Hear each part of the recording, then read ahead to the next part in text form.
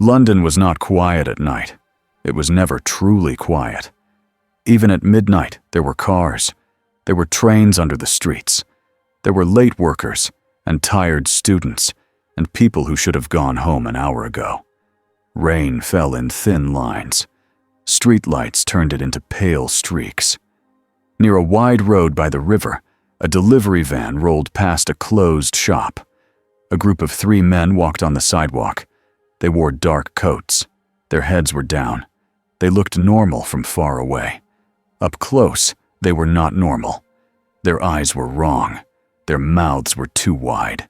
Their skin looked stretched, like it did not fit. They moved like they did not feel cold, or pain, or shame. A 4th man walked behind them. He carried a bag. He kept looking over his shoulder. He did not notice the air above the road start to change. It did not open like a door. It burned. A long tear appeared in the sky, low and close, like someone ripped a hole in a black curtain. The edges glowed red. Sparks fell into the rain. The rain hissed when it touched that light. The 3 men in coats stopped at the same time. They looked up, and they smiled. The man with the bag froze. His breath caught in his throat. He stepped back. His shoe slipped on wet pavement. The tear widened. A sound came through first. An engine. Not a normal engine. This one roared like it had a throat. A motorcycle dropped out of the burning tear, front wheel first, like it was diving. It hit the road hard. Water jumped up in a ring. The tires did not slide. They gripped the wet asphalt like the rain was not there. Fire ran along the wheels. Real fire. The bike rolled forward. Its headlight was bright and white. The flames around it were orange and red. They did not go out in the rain. The rider sat upright, steady, like he had done this 100 times. He wore a black jacket. Chains crossed his chest like straps. His hands were gloved. His head was not a head. It was a skull. A human skull, bare and pale, with empty eye sockets filled with burning light. Fire rose from it like a crown. The 3 coat men took a step forward. The rain hissed louder, not because of the hole in the sky now, but because the heat on the street was growing. The skull rider turned slowly, like he could smell something. He tilted his head toward the coat men. The coat men laughed. It was wet and sharp and hungry. They rushed him. The man with the bag backed away fast. He nearly fell. His hands shook as he tried to pull out his phone. The rider did not run. He lifted one hand. A chain snapped out from his wrist with a loud metallic crack. It shot across the road like a thrown snake made of iron. It wrapped around the first attacker's chest. The attacker pulled, but the chain did not move. The rider yanked once. The attacker flew through the air and slammed into the side of a bus stop. The glass shattered. The attacker dropped, twitching. The other 2 attackers charged. The rider kicked down on the bike, and the motorcycle surged forward, straight at them. He should have crashed. He did not. The front tire rose just enough. The bike hit one attacker like a battering ram. The attacker rolled across the road, bones bending in ways bones should not bend. The last attacker leaped. His jaw opened too wide. Teeth like needles glinted under a streetlight. The rider leaned back, and the attacker flew over him. The chain whipped again. It wrapped around the attacker's ankle in midair. The rider spun the chain once, twice. Then he slammed the attacker down onto the road so hard the wet pavement cracked. The attacker tried to crawl away. He dragged himself with his arms like a wounded animal. His smile was gone. Fear was on his face now. The rider stepped off the bike. Fire dripped from his boots and vanished before it hit the ground. He walked to the crawling attacker. Each step was slow. Each step said the same thing. "You are not getting away." The attacker looked up at him and hissed, "What are you?" The rider's voice was low, like gravel. It was calm. It did not sound angry. It sounded certain. "Guilty," he said. The attacker blinked, confused. Then he tried to lunge again. The rider placed a hand on the attacker's head. The fire did not spread like normal fire. It did not jump to the bus stop, or the cars, or the wet trash in the gutter. It stayed where the rider wanted it. The attacker screamed. It was not only a scream of pain, it was a scream like something inside him was being dragged out into the open. The attacker's body shook. Smoke rose from his coat. The smell was not just burned cloth. It was like burned old meat and something worse. The rider lifted his hand away. The attacker lay still. Not ash, not dust, just empty. Like a puppet with its strings cut, the skull rider turned and looked down the street. More shapes were moving. Fast. Many feet. A pack. The man with the bag finally ran. He splashed through a puddle and slipped, then scrambled up again. He did not get far. A shadow dropped in front of him. A tall young woman, blonde hair, wide eyes, a long coat. Her boots hit the wet ground with a heavy sound. A large gun was in her hands, too large to make sense.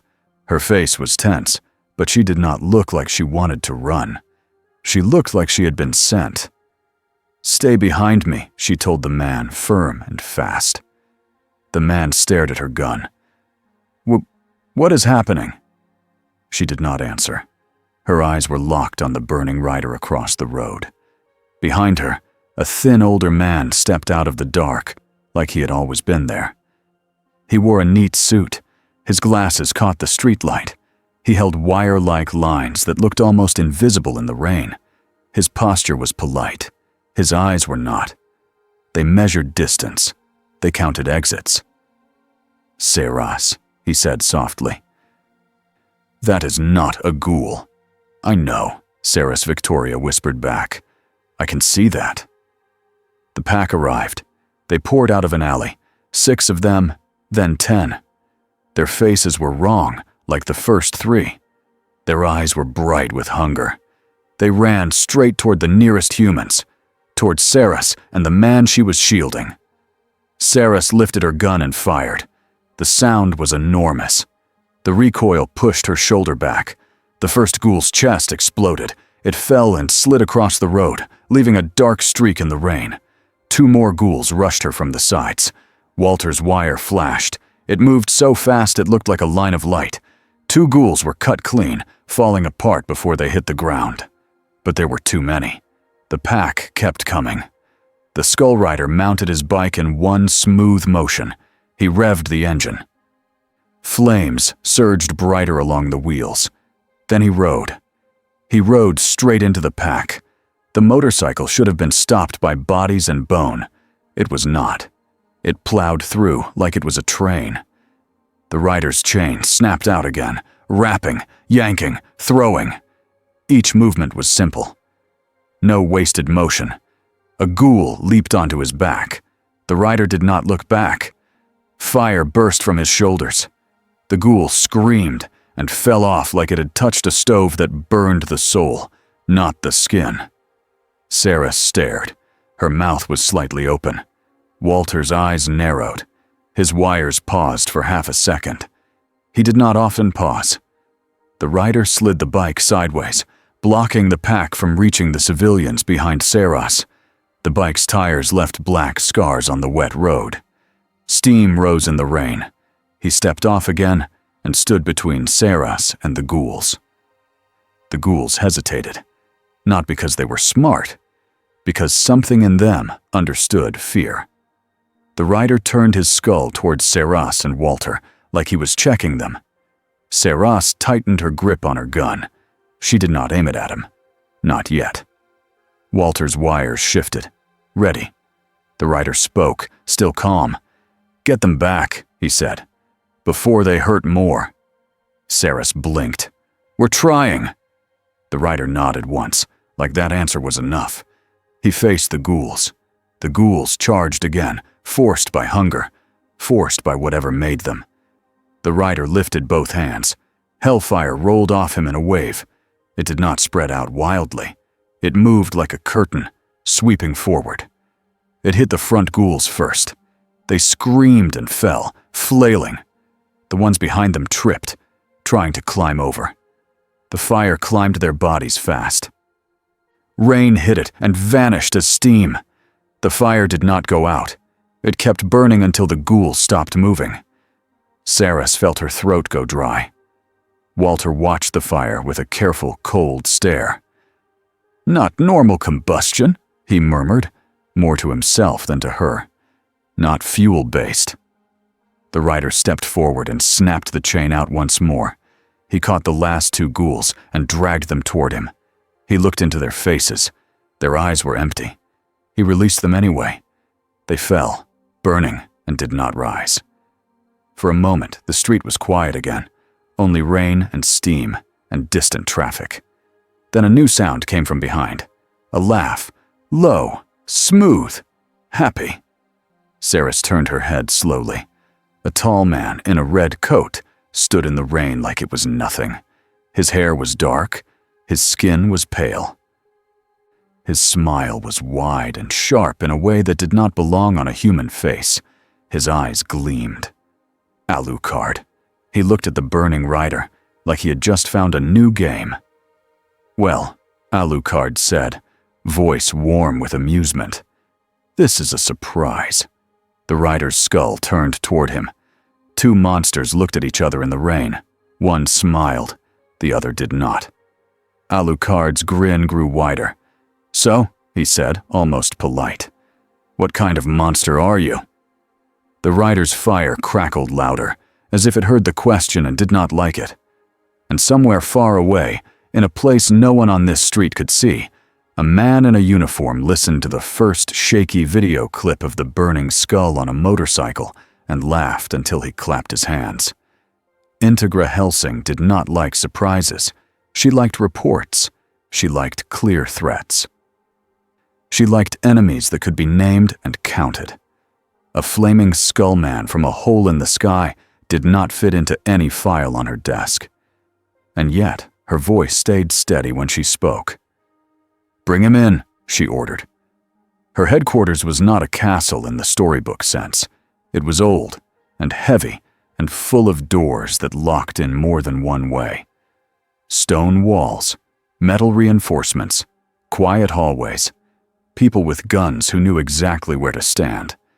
They did not arrest the burning rider. They invited him into a large training hangar with thick floors and nothing flammable. They positioned soldiers behind concrete barriers.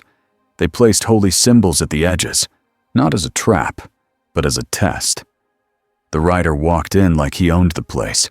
His boots left small, scorched prints that cooled quickly. His chain hung at his side. He did not speak unless spoken to. Sarah stood near one barrier, still wet from the street. Her hands were steady now, but her heart was not. She had seen monsters. She had become one. She had seen Alucard tear through enemies like paper. But this was different. This felt like something that did not care about bullets, or walls, or even time. Walter stood closer than Saras did. His face was polite as always, but his wires were ready under his sleeves. Alucard leaned against a pillar, grinning like a child in a candy shop. Integra entered last. She walked in with a lit cigarette and calm eyes. Her glasses caught the hangar lights. Her long coat moved like a flag behind her. She stopped a safe distance from the rider. Not far. Not close. Perfect. She looked him up and down. Then she spoke in a clear voice that expected answers. "You appeared in London without warning," Integra said. "You attacked unknown hostile creatures. You used fire that behaves unlike any fire we know. And you did not die in the rain." The rider's skull stared at her. The flames did not flicker with emotion. They just burned. Integra continued. "Tell me what you are." The rider's voice came out like stone scraping stone. "I am not your weapon," Alucard chuckled. "Oh, I like him." Integra did not look at Alucard. "That is not what I asked." The rider took one slow step forward. Several soldiers tensed. Their guns lifted a fraction. Walter's eyes moved from the rider's hands to his chain. Sarah swallowed. The rider stopped. He did not want to fight here. Not yet. Names, Integra said. Origin. Purpose. The rider tilted his skull slightly, like he was thinking. Or like something inside him was deciding how much to say. A curse, he said at last. A job. Integra's eyes narrowed. From whom? The rider's jaw moved, teeth flashing in the hangar light. Not from you. Integra exhaled smoke. You are in my country. You are in my city. You are standing in my facility. That makes you my problem. The rider's fire flared a little. Heat rolled across the floor. The holy symbols at the edge of the hangar did not glow. They did not react like they did for some undead. Walter noticed. He stored that fact away with a quiet, sharp thought. Not vampire, not standard demon. Something else. Sarah stepped forward before she could stop herself. Integra's head turned slightly, acknowledging her. Sarah spoke carefully. You saved that man on the street. The rider looked at her. Sarah felt it like pressure in her chest, like standing near a huge engine. I did, the rider said. Why? Sarah asked. The rider's answer came fast, like it was simple. Because he didn't deserve to die. Alucard's grin softened into something that was almost curious. How noble, he said, but his tone was teasing. Do you decide that by looking? Or do you taste it? The rider's skull turned toward Alucard. Sarah saw the shift in the air. It tightened. Integra watched both of them. Two dangerous beings. Two very different kinds of danger. The rider spoke to Alucard, voice deeper now. You are loud, he said. Alucard laughed. And you're silent. But your fire is screaming. Walter's wires made a tiny sound as they shifted. He was ready for the hangar to become a battlefield. Integra lifted one hand slightly. A signal. Hold. Alucard's smile stayed in place. He did not attack. He enjoyed the waiting. Integra returned to the rider. If you will not tell us what you are, she said, then tell us what you want. The rider paused. Then he spoke in 3 clean beats, like dropping stones into water. There is evil here, he said, stronger than those things one eye burned. Integra did not blink. Yes. I can smell it, the rider continued. It stains the air. Sarah felt her skin prickle. She believed him. She did not know why, but she did. And, the rider said, voice lower, I need a way back, or a way to stop this from spreading. Integra's cigarette ember glowed. She looked at him like she was already writing the next 5 plans in her head. You are not from here, she said, making it a statement. The rider did not deny it. Alucard's eyes gleamed. A traveler, he said. A visitor from another world. Saris looked between them. Another world? She whispered. Integra took a slow breath. We will confirm what we can, she said. Walter. Walter stepped forward with perfect manners. Yes, Sir Integra. We will test him, Integra said. Not with foolish games, with controlled checks. The rider did not move. Walter nodded once. Over the next hour, they tested what could be tested, without starting a war inside their own walls. They aimed cameras at him. The flames showed on every lens. No glitch, no trick. They measured heat from a distance. The numbers jumped too high. Then the heat fell fast when he stepped away, like the fire listened to him. They placed silver near him. Nothing happened. They placed blessed items near him. The air felt strange, but he did not flinch. He did not burn.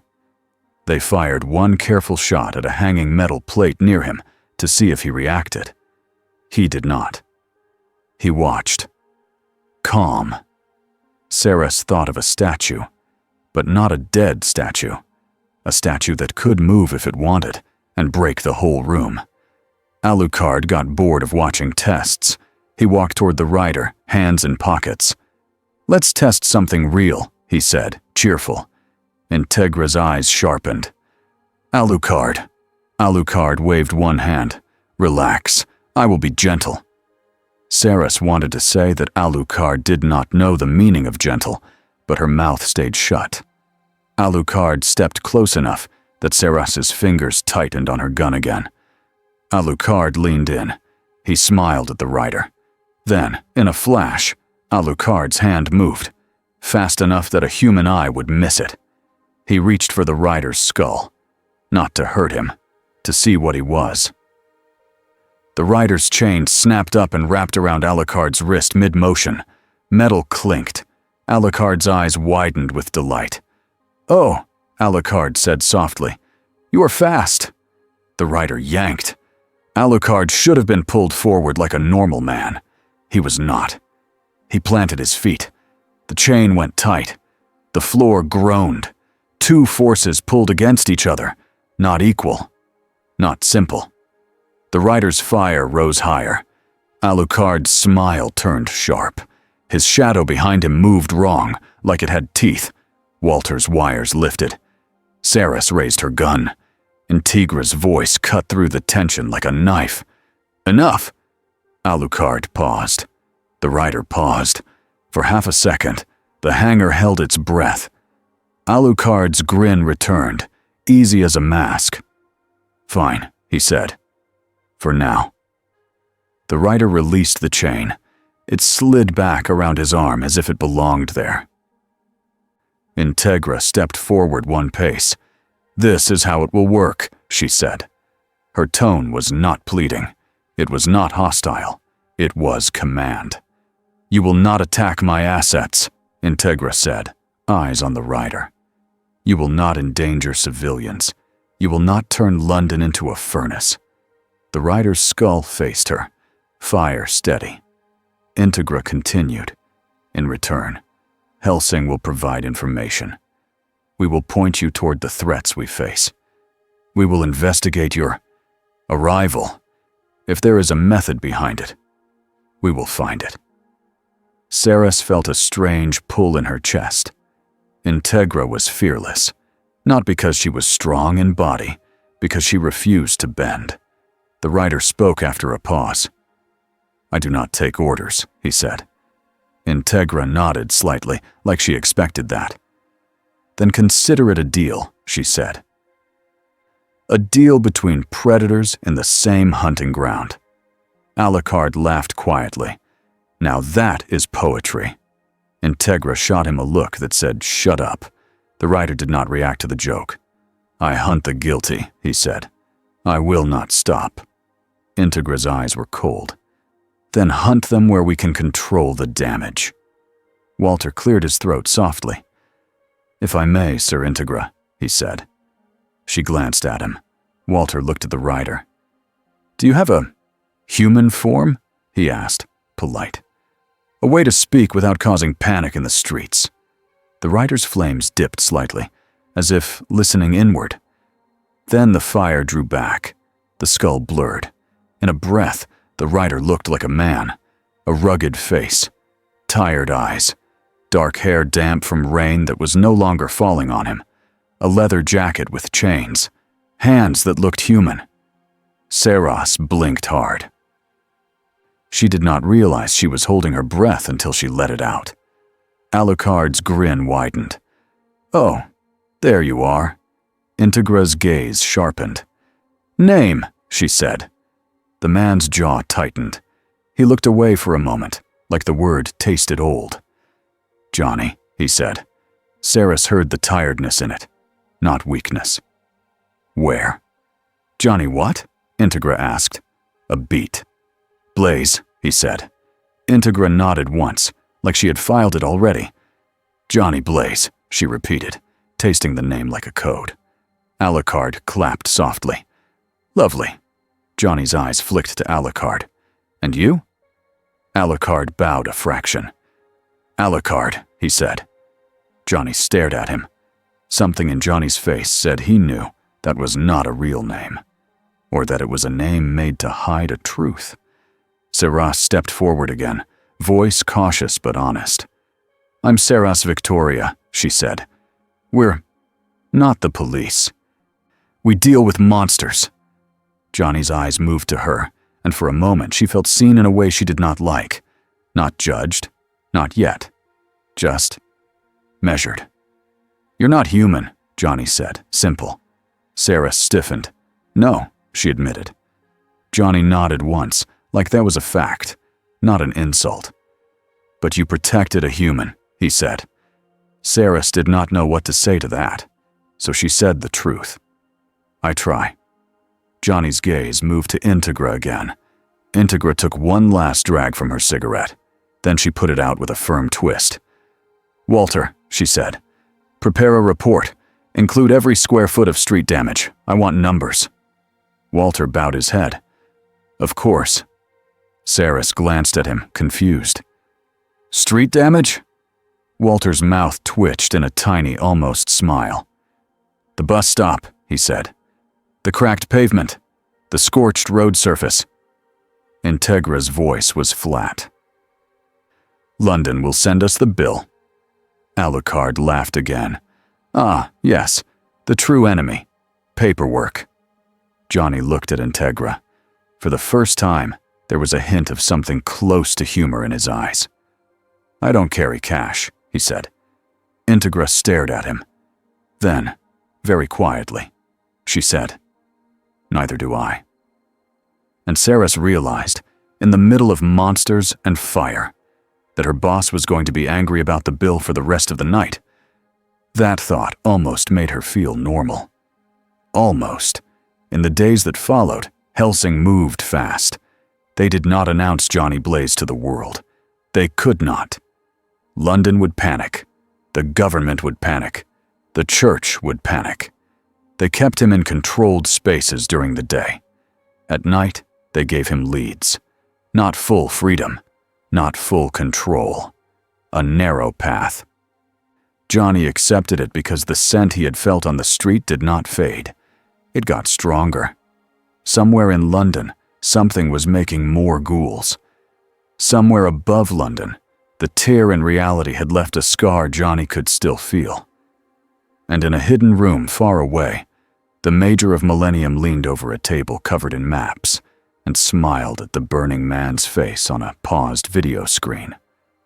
New actor, he sang, almost like a child. New stage, he tapped the screen. Let's see how he dances. The first probe attack came on a night with no rain. The sky was low and gray, like it did not want to watch what was about to happen.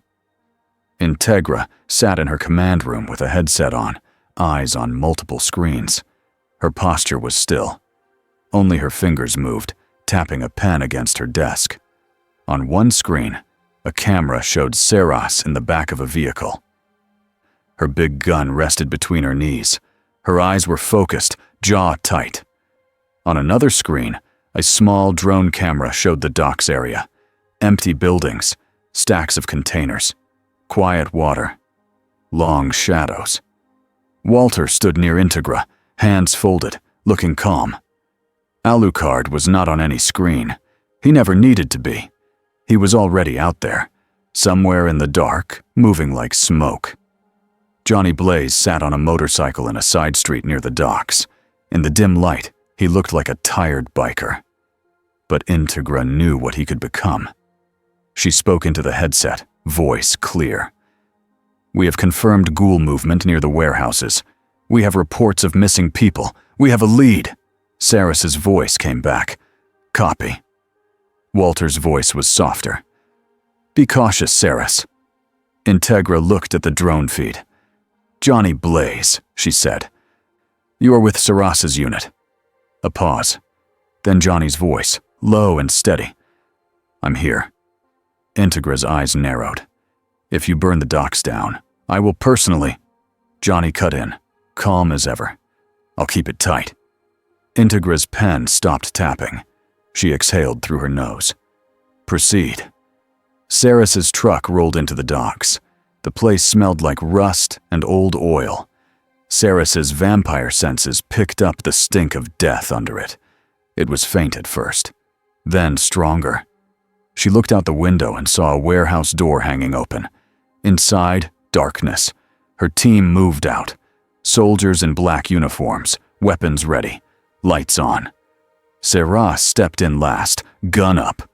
The warehouse wasn't empty. They saw bodies. Not fresh. Not old enough to be bones. People in work clothes, slumped like they had been dropped. Their faces were pale. Saras swallowed hard. Then one of the bodies moved. It jerked upright too fast. Its head snapped toward them. Its eyes were empty. Its mouth opened. And it screamed. All the bodies moved at once. The warehouse filled with sound. Feet scraping. Nails on concrete. The ghouls rushed. Saras fired. Her shots tore holes through ghouls, dropping them in piles. But there were dozens. More than the report said. A soldier screamed as a ghoul grabbed his arm. Saras lunged, grabbing the ghoul with one hand and throwing it across the warehouse like it weighed nothing. It slammed into a wall and cracked it. She was strong. She knew she was strong. But there were too many. Outside, the dock lights flickered. A new sound cut through the chaos. An engine. Johnny's motorcycle roared as it came around the corner, heading straight for the warehouse door. Saras felt the air change before she saw it. Heat. Johnny crossed the doorway, and the world seemed to tilt. The fire came back in a sudden wave. Skull, flames, chains. The spirit of vengeance, awake. The ghouls nearest the door froze for half a second. That half second was all Johnny needed. His chain snapped out and hooked 3 ghouls at once. He yanked, and they flew toward him. He swung the chain sideways and smashed them into a stack of crates. Wood exploded. Saras watched from across the warehouse, stunned even though she had seen him before. He was not fighting like a man. He was fighting like a force. A ghoul leaped at him from behind. Johnny did not turn. The flames surged off his back, and the ghoul fell, writhing, as if the fire had found something inside it to burn. Integra's voice came through Saras's headset, sharp. "Contain the spread! Do not let them reach the streets!" Saras shouted to her team. "Back line! Hold the exits!" Johnny moved deeper into the warehouse. He did not blast fire everywhere. He used it like a tool, a quick burst to stop a rush, a tight line to cut off a path, heat that forced ghouls to turn away from civilians and toward him. A ghoul grabbed his chain with both hands and pulled, snarling. Johnny pulled back. The ghoul's arms tore at the shoulder. It flew forward anyway, then hit the ground and stopped moving. Saras blinked. That should have made her sick, but it did not. These were not people anymore. They were hungry things, wearing people. Then Saras heard it, a different sound. Not ghoul screams, a whistle, high and clean. Something hit the warehouse roof with a sharp crack, a bullet. Not a normal bullet. It punched through metal like paper and slammed into the floor near Saras's feet, sparking. Saras jumped back. Johnny's skull snapped toward the roof. A voice echoed down from above, cheerful and cruel, like someone singing in a shower. "Good evening, London." Saras's stomach dropped. "Rip Van Winkle," she whispered. She had heard stories. The roof buckled. A figure dropped through, landing lightly on a beam above. A woman in a military-style coat, with a grin and a rifle that looked too long and too elegant. Her eyes shone like she was having the best night of her life. Rip aimed her rifle at Saras. Then she tilted it toward Johnny. "Oh?" Rip said. "That's new." Johnny did not flinch. He stared up at her. Rip fired. The bullet did not fly like a straight line. It curved in the air, twisting around a hanging chain and a support beam, like it was alive. It came down toward Johnny's skull from behind. Saras shouted, Behind you!" Johnny turned, but he did not duck. He raised his hand. The bullet hit his palm. It should have blown his hand apart. It did not. It stopped, as if the air turned thick. Johnny's fingers closed. He crushed the bullet in his hand. Metal dust fell like dark sand. Rip's grin faltered. Then she laughed harder. "Oh, I like this." She fired again. 3 shots. They curved in different ways, trying to get around him. Johnny's chain snapped upward in a spinning circle. The chain moved so fast it became a blur. The bullets hit the chain and shattered. Sparks fell like tiny stars. Sarah stared, wide-eyed. She had seen Alucard do impossible things. But this was a different kind of impossible. It felt like rules breaking. Johnny's skull lifted, staring at Rip without blinking. "Leave," he said. Rip's eyes narrowed. "No." She fired again. Johnny moved. He did not leap like a vampire. He stepped forward, and the ground cracked under his boot. His chain shot out and wrapped around the beam Rip stood on. He yanked. The beam tore free of its bolts. Rip screamed, not in fear, but in wild excitement as she fell. She twisted in midair, still firing. One bullet shot toward Saris's head. Saris tried to move, but it was too fast. A shadow appeared in front of her, a red coat. Alucard. The bullet hit his forehead. His head snapped back slightly. Then he looked forward again, smiling, as the hole in his head closed like water smoothing out. "Oh dear," Alucard said sweetly. "How rude." Rip landed on a pile of crates, laughing, then sprang up like a cat. She saw Alucard. Her grin turned bright. "Ah, the famous Hellsing dog." Alucard's eyes gleamed. "And you brought your toy rifle?" Rip lifted it proudly. "It always hits." Johnny stepped toward them, fire rising. Alucard glanced at him, amused. "Careful," he said. "She's mine." Johnny did not look at Alucard. "Not tonight," he said. Alucard's smile thinned for the first time. Saris noticed it. Alucard did not like being told no. But then a new presence entered the warehouse. The air got colder. The ghouls, even the ones still fighting Saras's soldiers, slowed. Some turned their heads toward the open dock door. Heavy footsteps came from outside. Slow. Even. Calm. A man stepped into the warehouse. He was tall, broad. His coat was dark. His face was mostly hidden by shadow. But Saris could see his eyes. They were steady, not hungry like a ghoul. Not playful like Rip, not wild like Alucard. Controlled. The captain. Saris's throat tightened. She had heard stories. A monster that did not talk much. A monster that did not need to. Johnny turned toward him. The captain stopped a few meters away and looked at Johnny like he was studying a machine he planned to break. No words, just that stare. Johnny's flames rose higher. They lit the warehouse in orange light. Shadows danced across crates and bodies. Alucard stepped to the side, still smiling, but his posture shifted. He was interested now. Truly interested. Integra's voice came through the headset, sharp and low. "That one," she said. "Do not let him leave." Saris whispered, "That's easy for you to say." The captain moved first. He was a blur. One moment he was standing still. The next, he was at Johnny's side, arms swinging.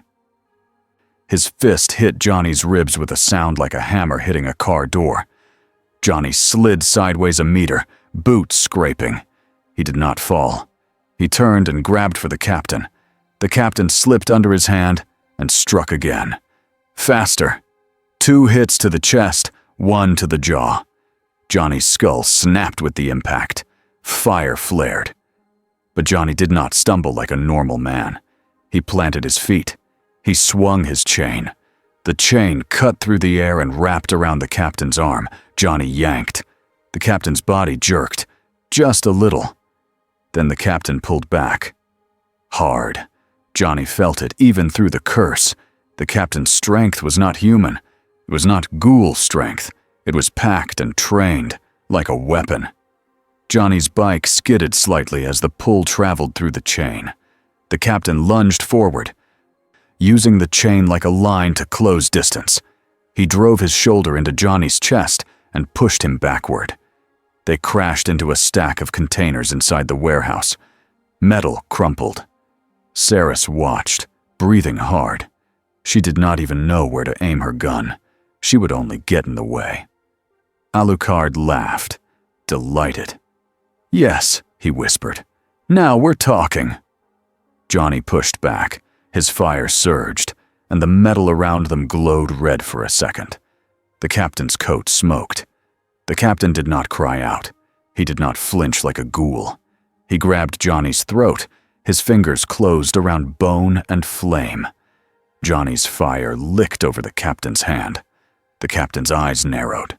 Pain flashed for a moment. Then it was gone, shoved down. Johnny's voice rumbled. "You've killed," he said. The captain did not answer. Johnny's eye flames brightened. He put one burning hand on the captain's chest. Hellfire did not burn like normal heat. It went deeper. The captain's coat caught fire. The captain released Johnny's throat and stepped back fast, ripping his own burning coat off in one sharp motion. The flames did not die right away. They clung to the cloth like they had found something to feed on. The captain looked at the burning coat on the floor. Then he looked at Johnny again. For the first time, Saris saw something shift in him. Not fear, respect, or at least caution. Johnny's chain snapped again, aiming to wrap the captain fully. The captain leaped back, fast, into the doorway shadows. He was not retreating like a coward. He was moving like someone who had finished measuring the enemy. Rip Van Winkle fired at Johnny again, trying to distract him. Alucard appeared behind her in a blink. He put a hand on her shoulder, friendly as a nightmare. "Boo," he said. Rip twisted and shot him in the stomach, point blank. Alucard's body tore open, then began to knit back together.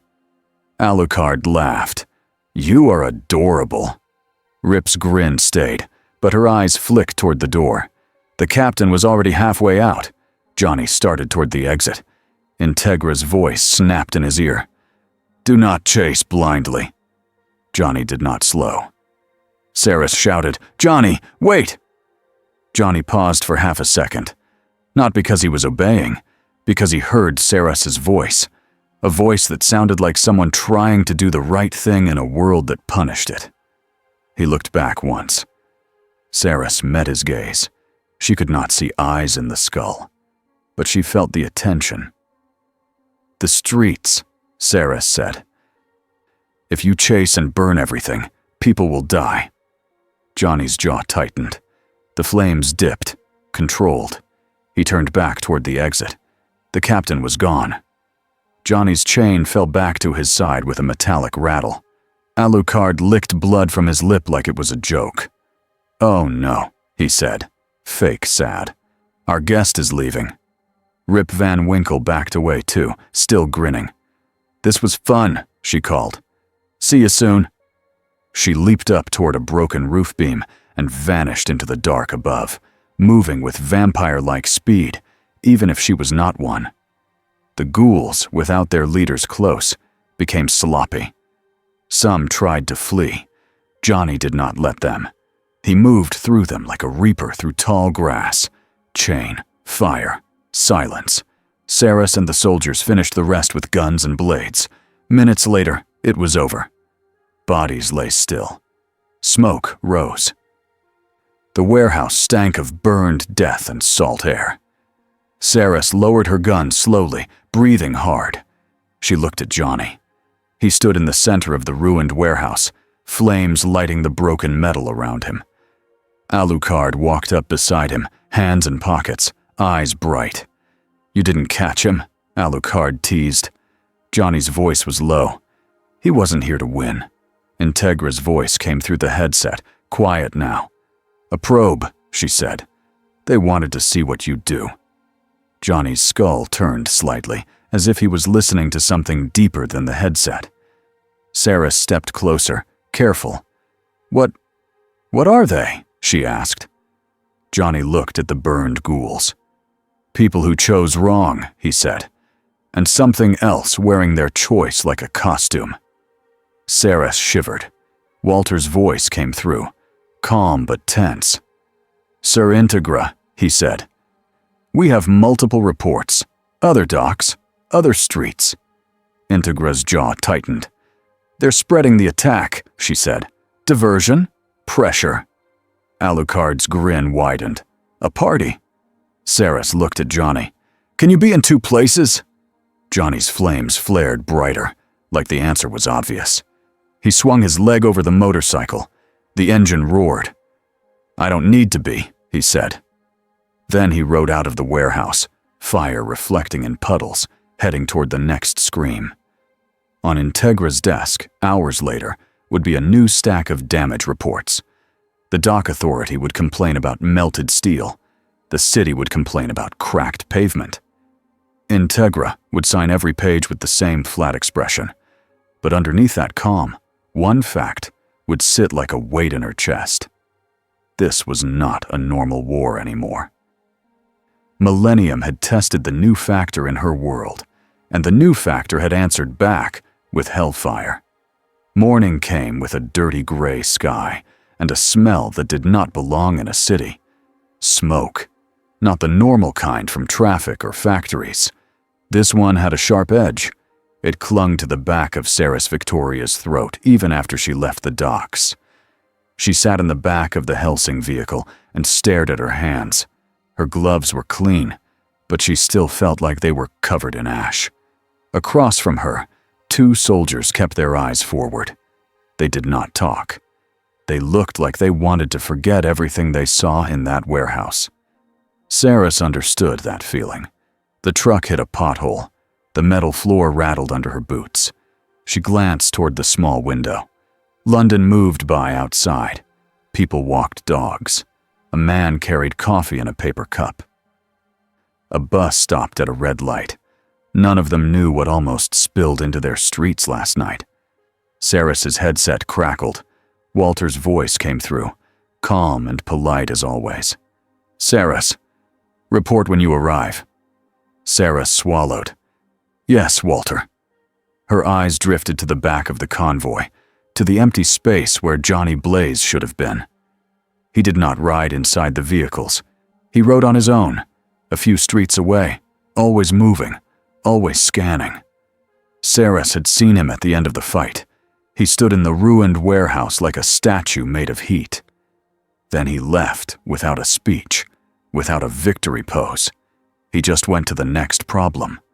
That scared her more than the fire, because it meant he wasn't here for fame or praise. He was here because something inside him demanded it. And Saris knew what it felt like to have something inside you that you did not fully control. When the trucks reached Hellsing's base, Saris stepped out and took a deep breath. The air here was colder, cleaner. Still, the smoke smell followed her like it had attached itself to her coat. Inside, the halls were quiet. Too quiet. That was always how it went after a night like this. No cheering. No relief. Just cleanup, reports, and the weight of what came next. Saris walked toward the command area. On the way, she passed a table stacked with folders. A lot of folders. The top one had a printed header in bold. Property damage summary, City of London. Saris blinked. Then she saw the second stack beside it. Dock authority. Damage claimed in a third. Public transport repair notice. Saris stopped and stared like the papers might bite her. Walter appeared beside her without a sound. His hands were folded, his expression was neutral, but his eyes held a tiny spark of tired humor. "They came quickly," Saris said. Walter nodded. "The city is very efficient when money is involved." Saris glanced down the hall. "Is Sir Integra?" Walter's mouth twitched. In a meeting. Sarah sighed. With the government. Walter's eyes softened, just slightly. Yes. Saris imagined Integra Hellsing in a room with officials, explaining why a warehouse was half melted. She almost smiled. Almost. Then her headset buzzed again. Saris, Integra's voice said. Flat. Controlled. Dangerous in its calm. Report.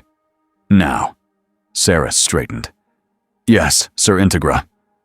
Integra sat at a long table in a clean room with bright lights and thick walls. There were 2 men in suits across from her and 1 woman with a tablet. They were not soldiers. They were not monsters. They were something worse in their own way. They were budget people. Integra listened while 1 man talked about public infrastructure costs and risk exposure and unusual incident classification. She did not blink. When he finally stopped to breathe, Integra spoke. The incident was contained, she said. No public panic. Minimal civilian casualties. The woman with the tablet tapped her screen. Minimal, she repeated, as if tasting the word. But there are large damages. Integra's cigarette was unlit today. That was already a bad sign for everyone in the room. Yes, Integra said. There were damages. The other man leaned forward. We need to know what caused the fire. Integra's eyes were calm behind her glasses. A hostile group, she said. They used an accelerant. We responded. The first man frowned. An accelerant that... He glanced at the report. Warped steel? Integra did not hesitate. Industrial chemicals, she said. The woman tapped her tablet again. We also have witness reports of flames that did not go out in rain. Integra's voice stayed even. Witnesses panic. They exaggerate. The first man sighed. Lady Hellsing, you understand why this is concerning. Integra leaned back slightly. Her tone did not rise, but it sharpened. I understand, she said, that you are trying to push your fear onto my organization so you do not have to admit your own weakness. The room went silent. Integra continued, still calm. There are things in this world that you do not handle. I handle them. That is why Hellsing exists. The second man cleared his throat. The bill will still be sent. Integra stared at him for a full second. Then she said, Of course it will. She stood up. Meeting over. As she left, Walter met her in the hall with a neat folder. Integra took it without looking down. How many? Walter answered politely. So far, Sir Integra, 97 pages. Integra's eye twitched once. Then she kept walking. Where is Blaze? She asked. In the garage sector, Walter said. He prefers open space. Integra's jaw tightened. Of course he does. Saris caught up to them, moving fast. Integra did not slow down. Report, she said. Saris took a breath. Millennium confirmed. Rip Van Winkle present. The captain present. It was a test. Integra nodded once.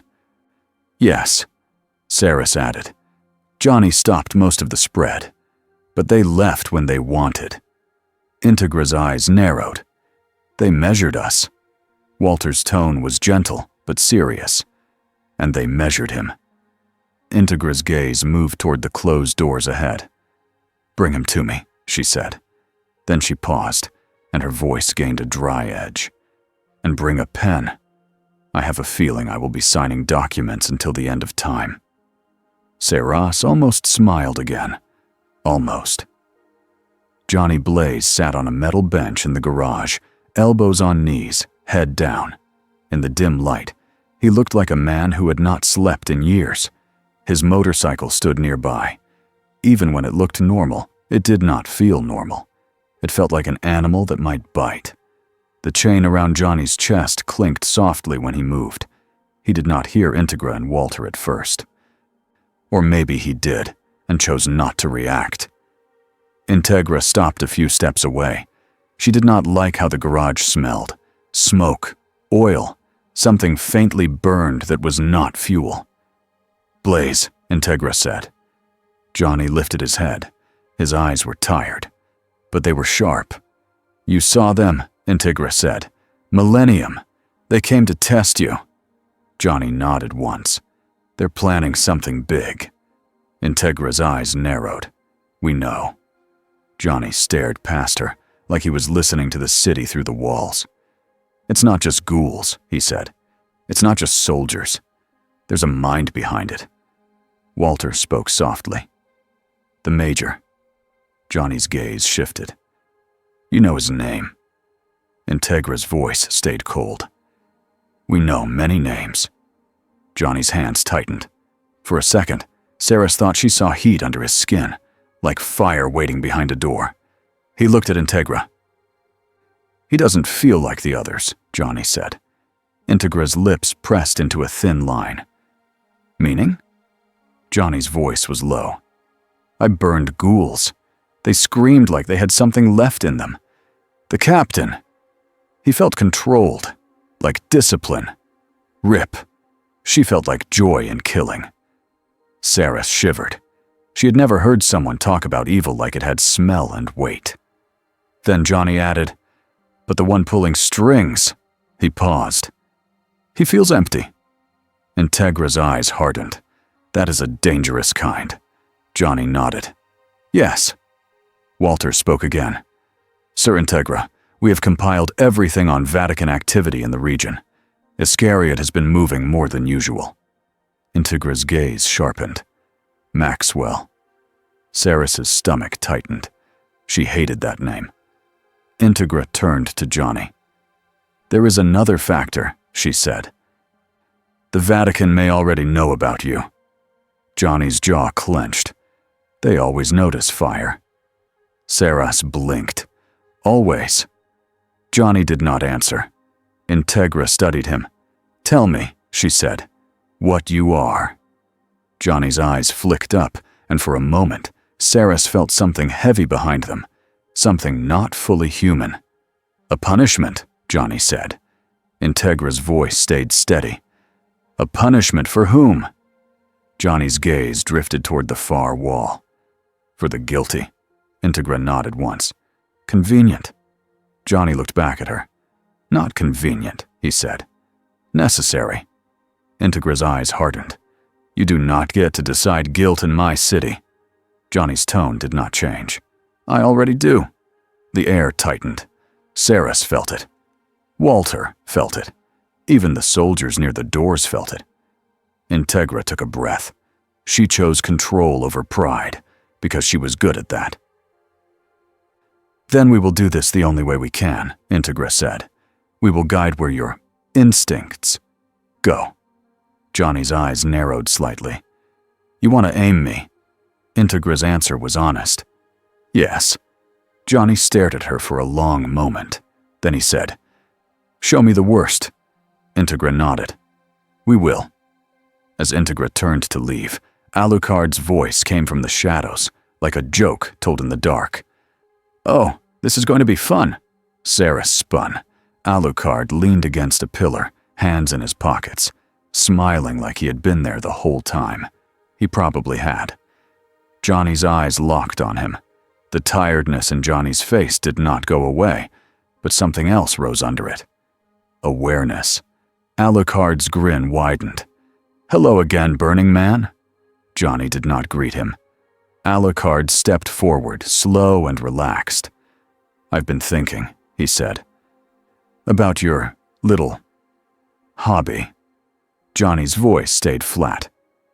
"It's not a hobby," Alucard chuckled.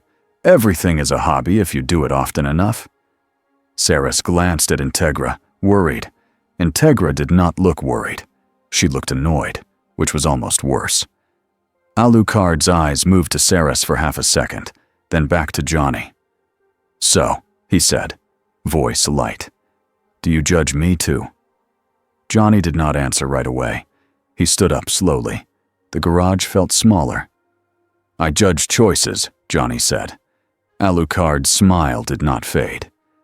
"And what if I tell you I enjoy my choices?" Johnny's eyes narrowed. Then you're honest. Alucard leaned in a little, like he wanted to see Johnny's face closer. And what do you do with honest monsters? Johnny's jaw tightened. Saras felt the air warm. Integra's voice cut in, sharp. Alucard. Alucard sighed in fake disappointment. Yes, master. Integra's eyes were ice. Do not test him in my base. Alucard's grin returned. I'm not testing him, he said. I'm talking. Integra's tone was flat. Your talking tends to end with walls breaking. Alucard spread his hands. Then I will be polite. Johnny stared at Alucard. You have souls in you, Johnny said. Saras froze. Walter's eyes narrowed. Alucard's grin widened like someone just handed him a gift. Yes, he said, almost proud. I do. Johnny's voice dropped. Do they scream? Alucard's eyes gleamed. Sometimes, he said. Sometimes they sing. The heat in the room rose another notch. Saras took one step forward, then stopped. She did not know whose side she would even be on if this turned into a fight. Integra's gaze flicked to Walter. Walter's wires shifted under his sleeves. Alucard's voice softened slightly, like he was being real for 1 second. You want simple answers, he said to Johnny. This world does not give them. Johnny's face tightened. I know. Alucard smiled. Good. Then Alucard stepped back like the moment was over. Now, he said brightly, when do we kill more Nazis? Saras blinked. Integra stared at Alucard. Watch your mouth, she snapped. Alucard laughed. What? It's accurate. Johnny's gaze stayed on Alucard. They're proud, Johnny said. They don't regret. Alucard's grin sharpened. Exactly. Saras felt a chill. Johnny looked away first. He turned back toward his motorcycle. He ran a hand over the seat like he was calming it. Integra watched him for a moment, then spoke to Walter. Find out what the Vatican knows, she ordered. And find out how. Walter bowed his head. Yes, Sir Integra. Integra's eyes shifted to Johnny. You are not leaving London without telling me, she said. Johnny's voice was quiet. I didn't come here to leave it burning. Integra's jaw tightened. Good. She left the garage with Walter and Saras. Alucard remained behind, smiling in the dim light. Johnny sat back down. He put his elbows on his knees again. For a moment, his eyes went unfocused. Saras would not hear it from where she was. But inside Johnny, something old and deep stirred. Not a voice with words, a feeling, a hunger for judgment, a pull toward the worst sins, like a compass that only pointed one way. Johnny's hands clenched. He did not want to be a leash, but he did not want to be useless either. And in this world, the worst sins were not hiding. They were marching. Across the sea, in a place full of stone and gold and quiet cruelty, Enrico Maxwell smiled at a report. He wore his priest uniform like a costume he loved. Clean. Perfect. Safe-looking. The man in front of him spoke fast, nervous. We have multiple sources, the man said. London. A flaming skeleton. A motorcycle. It burned the undead. Maxwell's smile stayed soft. Burned, he repeated. Yes, the man said. Witnesses say the fire did not behave like normal fire. Maxwell's eyes gleamed behind his glasses. And Hellsing is hiding it, he said, pleased. The man hesitated. Yes. Maxwell's smile turned sharper. Of course they are. They always hide their sins behind duty. He stood and walked to a window. Outside, sunlight hit old stone. Maxwell's voice stayed calm. Bring me Anderson. The man stiffened. Father Anderson is... Bring him, Maxwell repeated, still smiling. Minutes later, Alexander Anderson entered like a storm given human shape. He was tall, broad. He carried himself like a blade. Maxwell, Anderson said, voice rough. Maxwell turned, still smiling. "Alexander," he said warmly, "we have a new demon in London." Anderson's eyes lit up. "Good." Maxwell held up the report. "This demon burns monsters," he said, "and Hellsing has not killed it." Anderson's grin was not friendly. "Then I will." Maxwell's smile widened. "Not yet," he said. "First we learn, then we claim." Anderson frowned. "Claim?" Maxwell's tone stayed gentle. "A flaming judge," he said. "Imagine how useful that could be, if it wears our chain." Anderson's eyes narrowed. "You want to control it." Maxwell's smile did not move. "I want the world to see the Vatican as the strongest," he said simply, "and I want Hellsing to kneel." Anderson's hands flexed. "If it's a demon," Maxwell cut him off softly.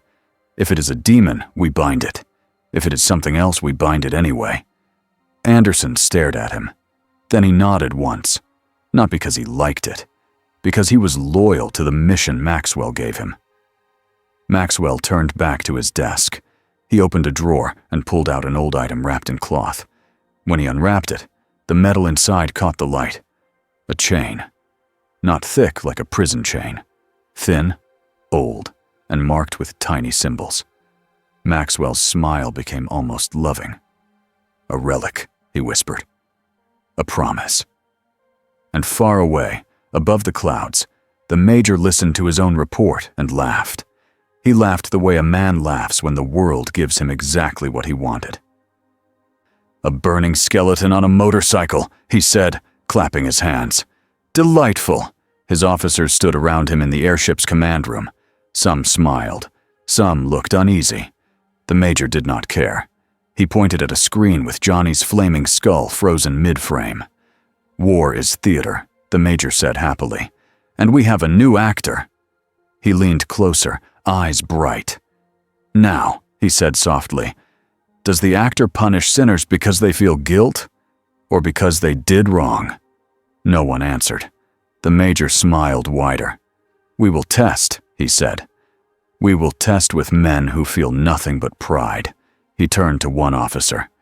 "Send more ghouls," he ordered. "But not to win." He turned to another. "Find out what the Vatican is doing," he said. "Their jealousy will be useful." Then he leaned back and spread his arms like a host, welcoming guests. "Let London burn," he said, voice full of joy, but not enough to end the show, just enough to make everyone choose. That night, Saris found Johnny alone again, not in the garage this time, on the roof. He stood near the edge, looking out at London. In his human form, he looked like a tired man watching a city he did not belong to. Saris approached slowly. The wind tugged at her coat. Johnny did not turn. "You smell like smoke," he said.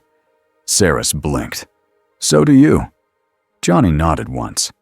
"It sticks." Saris hesitated. Then she said, "I didn't choose this life. Not at first." Johnny's eyes shifted slightly, listening. Saris swallowed. "Sometimes I wonder if I'm guilty just for existing," she admitted. Johnny turned his head and looked at her. His eyes were not burning right now. They were human. But Saris still felt that pressure behind them. "You protected a human," Johnny said again, like it mattered. Saris nodded. "I try." Johnny's jaw tightened. "Then keep trying," he said. "That's the point." Saris let out a breath she didn't realize she'd been holding. Then she asked the question that had been sitting in her chest since the warehouse. "What happens," she said carefully, "if you look at me and decide I'm guilty?" Johnny stared at her for a long moment. Then he looked back at the city. "I don't want to burn people who are fighting to be better," he said. Saras felt her eyes sting. She looked away fast so he wouldn't see. Johnny's voice lowered. "But the thing inside me," he said, "it doesn't like gray areas." Saras's throat tightened. "The thing inside you." Johnny's hands clenched on the roof rail. "It's not just me," he said. Saras nodded slowly. "I get that." They stood in silence for a moment, watching the city. Then Johnny said, "Your boss has enemies in churches." Saris looked at him sharply. "Iscariot." Johnny nodded. "They're moving." Saris swallowed. "We know." Johnny's gaze stayed fixed ahead. "I need something," he said. Saris waited. Johnny's voice was quiet. "A way to keep the curse from taking over," he said. Saris blinked. "Can you do that?" Johnny's mouth tightened. "Sometimes," he said. "Sometimes I can't." Saris felt cold spread through her chest. Then Johnny added, "If this world has holy relics that bind demons, I want to know." Saris's eyes widened. "You want Vatican help?" Johnny's laugh was short and humorless. "I want answers," he said. "Not friends." Saris nodded, uneasy. Because if Johnny Blaze found a chain that could bind his fire, other people would want that chain too, and they would not want it for mercy. The next day, Walter brought Integra a thin folder. He placed it on her desk with the care of a man placing a bomb. Integra looked up. "Speak?" Walter adjusted his glasses. "We have reports from our contacts," he said. "Iscariot has moved several teams into England. Quietly." Integra's eyes narrowed. "How quietly?" Walter's mouth tightened. "Quiet enough to avoid official notice, not quiet enough to avoid ours." Integra tapped the folder. "And what are they after?" Walter hesitated for a fraction of a second. "Him," he said. Integra's jaw tightened. "Of course." Walter added, "There is mention of an old rite, a binding ritual. There is a relic chain involved." Integra's pen stopped moving. Then she said very slowly, "They think they can put a leash on a flaming judge." Walter nodded. "Yes, Sir Integra." Integra leaned back, eyes cold. "And Blaze is already thinking about it," she said. Walter did not deny it. "Yes." Integra stared at the stack of damage reports on her desk. Then she said, "Wonderful. Another bill. This time from God." Saras, standing nearby, let out a tiny sound that might have been a laugh if fear had not been sitting on her shoulders. Integra's eyes flicked to her. "Do not laugh," she warned. Saras straightened. "Yes, Sir Integra." Integra stood. "Get Blaze," she said, "and tell Alucard to follow." Walter blinked. "All of us?" Integra's eyes were sharp. "Yes," she said. "If the Vatican is moving, we move first." She walked toward the door. Then she paused and added, "And someone bring a calculator." "I want to know how much a cathedral costs." Johnny Blaze rode through London in his human form, helmet on, jacket zipped, as if he was just another biker cutting through traffic. But Saris rode in a separate vehicle behind him, and she could feel the heat even from there. Not physical heat, a presence. They headed toward a smaller church on the edge of a quiet neighborhood. Not famous, not grand. Old stone. Simple stained glass. It was not on any tourist map. Walter had found it in a report. A priest there had once helped victims of strange attacks, the kind that never made the news. Integra watched from the back seat, eyes hard. Alucard sat across from her, smiling like he was enjoying a road trip. Saris tried not to look at him. Alucard's mood was unpredictable, and today he looked too happy. They stopped a street away. Johnny parked his bike and walked toward the church door. His steps were steady. Integra stayed back. "We observe," she ordered. "Low." Walter nodded. Saras followed Johnny at a distance. Johnny pushed open the church door. Inside it was dim and quiet. The air smelled like wax and old wood. A single priest stood near the front, lighting candles. He turned when he heard the door. He looked at Johnny. Then he froze. Not because Johnny looked like a monster right now, because the priest felt something. Johnny walked forward slowly, hands empty. "I'm not here to hurt you," Johnny said. The priest swallowed hard. He looked like an older man with tired eyes, a man who had heard too many confessions. "You shouldn't be here," the priest whispered. Johnny's jaw tightened. "I don't have many options," he said. The priest's hands trembled slightly. "What are you?" he asked. Johnny did not answer with a title. He answered like a man. "Someone who needs help," he said. The priest stared. Then he said, voice tight, "You're burning." Johnny nodded once. "Inside," he said. The priest took a step back, then stopped himself. He forced his feet to stay planted. "Why come here?" the priest asked. Johnny's eyes were steady. "Because you hear guilt every day," he said, "and you still stand." The priest's mouth opened, then closed. Johnny's voice lowered. "I need to know about a relic," he said. "A chain." The priest's face paled. Johnny noticed. "You know," he said. The priest's eyes darted toward the door, like he expected someone to crash through it. Then he whispered, "Iscariot." Johnny's jaw tightened. "Where?" The priest swallowed. "They move through places like this," he said. "They don't announce themselves. They appear. They take what they want." Johnny's voice stayed calm. "Tell me." The priest shook his head. "You don't understand," he whispered. "They don't want to save you. They want to own you." Johnny's eyes hardened. "I've been owned before," he said. The priest flinched at the weight in those words. Johnny stepped closer. "Do you believe in redemption?" he asked. The priest looked at him. His eyes were wet. "I have to," the priest said, "or this job would kill me." Johnny nodded slowly. "Then tell me how to stop the thing inside me from burning the wrong people," he said. The priest's voice cracked. "That's not how relics work," he whispered. "They don't heal. They bind." Johnny's gaze sharpened. "Bind," he repeated. The priest nodded fast. "A chain that was used in a rite," he said. "Old symbols. Old rules. It's kept by men who think rules are more important than mercy."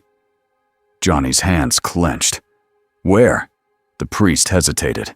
Then the church door slammed open behind them. A cold wind swept inside.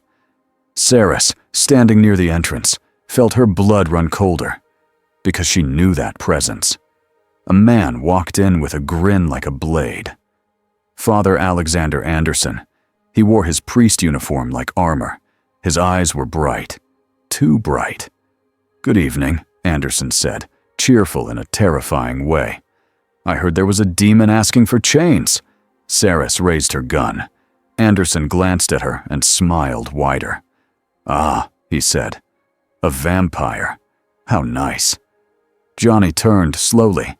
He looked at Anderson. Anderson's grin stayed. "Are you the flaming skeleton?" he asked, almost excited. Johnny's voice was low. "You're a killer," he said. Anderson laughed. "Yes," he said proudly. "For God." Saris felt the tension snap tight like a wire. Johnny took one step forward. Anderson did not wait. He threw a blade. It was not a normal knife. It flashed with a pale light as it flew. Johnny tilted his head and caught it midair. His fingers closed around the blade. The metal sizzled against his skin. Johnny's jaw tightened. "Holy," he said. Anderson's grin sharpened. "Very." Johnny crushed the blade in his hand. Anderson blinked once, then he laughed harder. "Oh, this will be fun." He rushed forward. He moved fast. Not vampire fast, but faster than a normal human, like his body did not fully obey normal limits. He swung another blade at Johnny's throat. Johnny leaned back and the blade missed by inches. Johnny's chain snapped out, whipping toward Anderson's waist. Anderson twisted, and the chain wrapped around him anyway. Johnny yanked. Anderson should have slammed into the floor. Instead, Anderson dug his boots into the church tiles and skidded, laughing, sparks flying from the soles. He gripped the chain with one hand and pulled back. Johnny felt the pull. Strong. Enhanced. Anderson leaned forward, eyes wild. "Come on," he shouted. "Show me the monster." Johnny's voice stayed calm. "You don't want that," he said. Anderson's grin did not falter. "I do." Saris backed toward the pews, trying to keep the priest safe. The priest looked like he might faint. Johnny pulled once, hard. Anderson slid forward another meter. Then Johnny swung the chain sideways and slammed Anderson into a row of pews. Wood exploded. Anderson flipped through the air and landed on his feet. He wiped blood from his mouth with the back of his hand, smiling like it was a reward. "That's more like it," he said. Then he threw 3 blades at once. They flew like silver darts. Johnny spun his chain in a circle. The blades hit the chain and clattered to the floor. Saris stared, heart pounding. This fight was happening inside a church. Johnny was holding back. Saris could feel it. The fire was there, but it was contained like a beast behind a fence. He did not want to burn the priest. He did not want to burn the building full of innocent memories. Anderson did not care. Anderson lunged again. His blade struck Johnny's shoulder this time. It cut through leather. It bit into flesh. Johnny's jaw tightened. He did not scream. He looked down at the blade in his shoulder. Smoke rose from the wound. Then the wound began to close. Not slowly. Fast. Anderson's eyes widened with delight. "Regeneration!" he shouted. "You really are a monster!" Johnny grabbed Anderson's wrist. The moment Johnny touched him, Anderson stiffened. Not from pain, from something else. A pressure. A judgment. Johnny's voice dropped. "You enjoy killing," he said. Anderson leaned in close, smiling right into Johnny's face. "Of course I do," he whispered. "Evil deserves it." Johnny stared at him. Then Johnny's eyes flickered. Fire rose behind them. The skull was close. Not fully, just a hint. Saris felt her body tense. She had seen that shift before, the change from man to rider. Anderson saw it too. His grin went wild. "Yes," he breathed. "There you are." Before Johnny could decide what to do next, another group entered the church. Men in clean uniforms, controlled faces, cameras. And at the center, walking like he owned the building, Enrico Maxwell entered with a smile. "Alexander," Maxwell said smoothly, "do try not to break everything. This is a holy place." Anderson laughed. "Tell him that," he shouted, pointing at Johnny. Maxwell's eyes landed on Johnny. The smile on Maxwell's face did not change, but his gaze sharpened. "Hello," Maxwell said warmly. "You're quite famous already." Johnny's jaw tightened. "I don't know you," he said. Maxwell placed a hand on his own chest like he was humbled. "Enrico Maxwell," he said. "I serve God, and I serve the world." Saris's grip tightened on her gun. She wanted to shoot him on principle. Johnny stared at Maxwell. "You smell worse than him," Johnny said, nodding at Anderson. Maxwell's smile stayed. "How rude," he said lightly. "But you're not wrong to feel uncomfortable. Power always makes weak men nervous," he gestured gently. 2 Iscariot men stepped forward with the wrapped chain relic. The metal caught candlelight.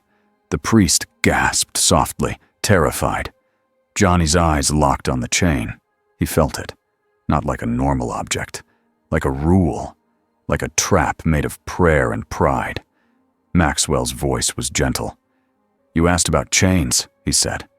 "We have the best." Johnny's voice was flat. "You're not offering help," he said. Maxwell's smile widened. "I'm offering order," he said. "Come with us. We will bind your curse. We will make you safe. Useful." Anderson laughed. "He won't come," he said. "He's stubborn." Maxwell did not look at Anderson. "Then we persuade him," Maxwell said softly. He raised a hand. The Iscariot men swung the chain forward. The chain flew through the air and looped toward Johnny's chest like it was alive. Johnny moved fast.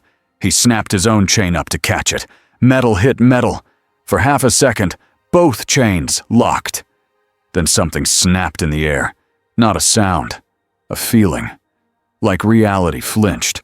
Johnny's flames surged out without permission. The church lights flickered. Candle flames bent sideways. Sarah's skin prickled.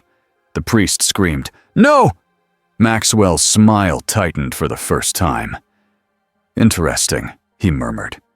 Johnny's body tensed, fighting the pull. The relic chain tugged at something inside him, not his muscles, his curse. The spirit of vengeance inside Johnny reacted like it had been grabbed by the throat, and it did not like that. Fire exploded, not wildfire that spread to everything, a focused burst that blasted outward in a ring.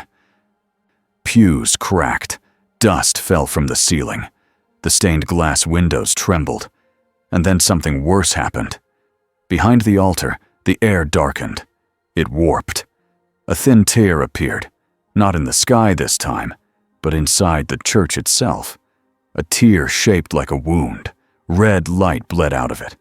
A low sound rose, like many whispers stacked on top of each other. The priest fell to his knees.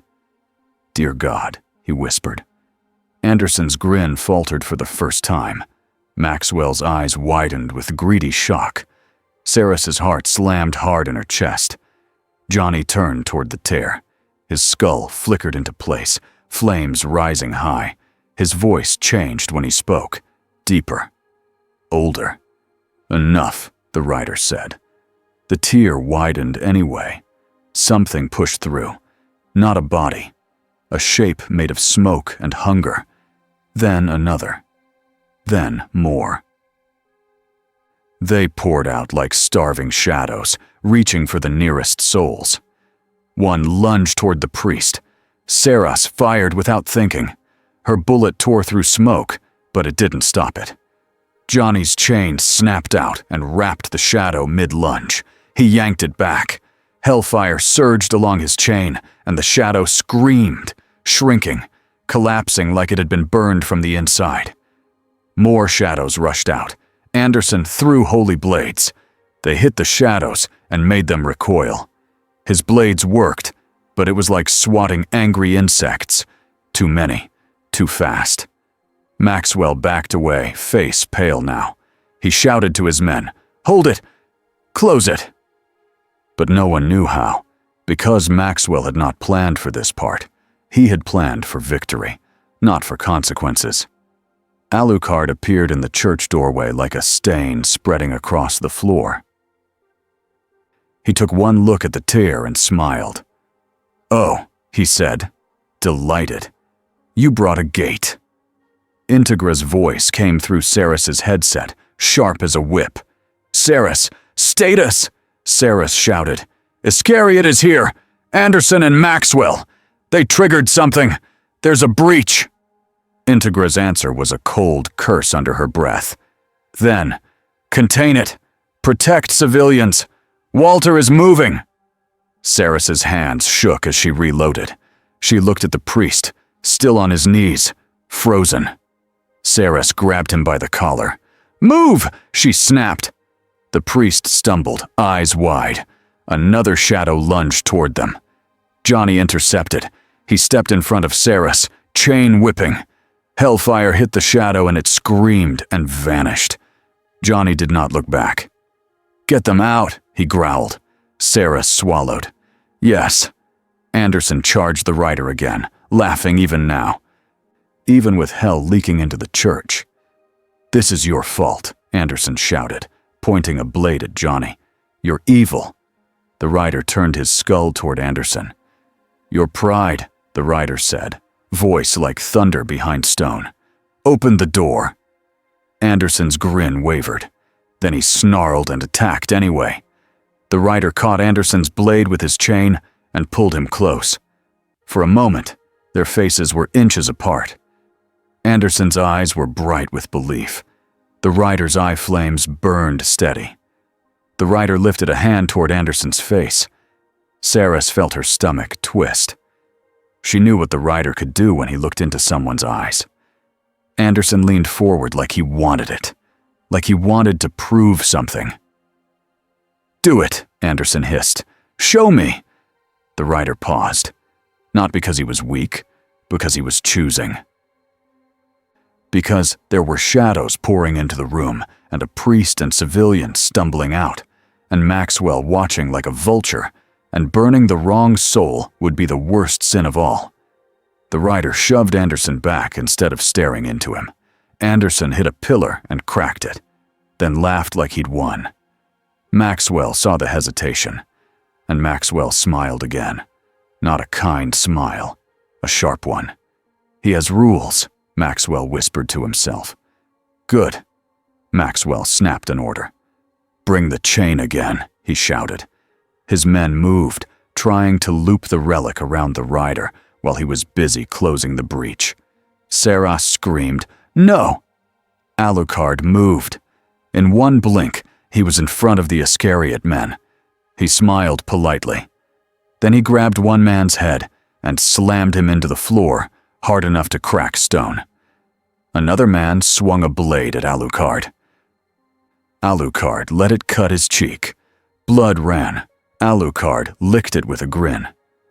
"You people," he said sweetly, "always mistake manners for weakness."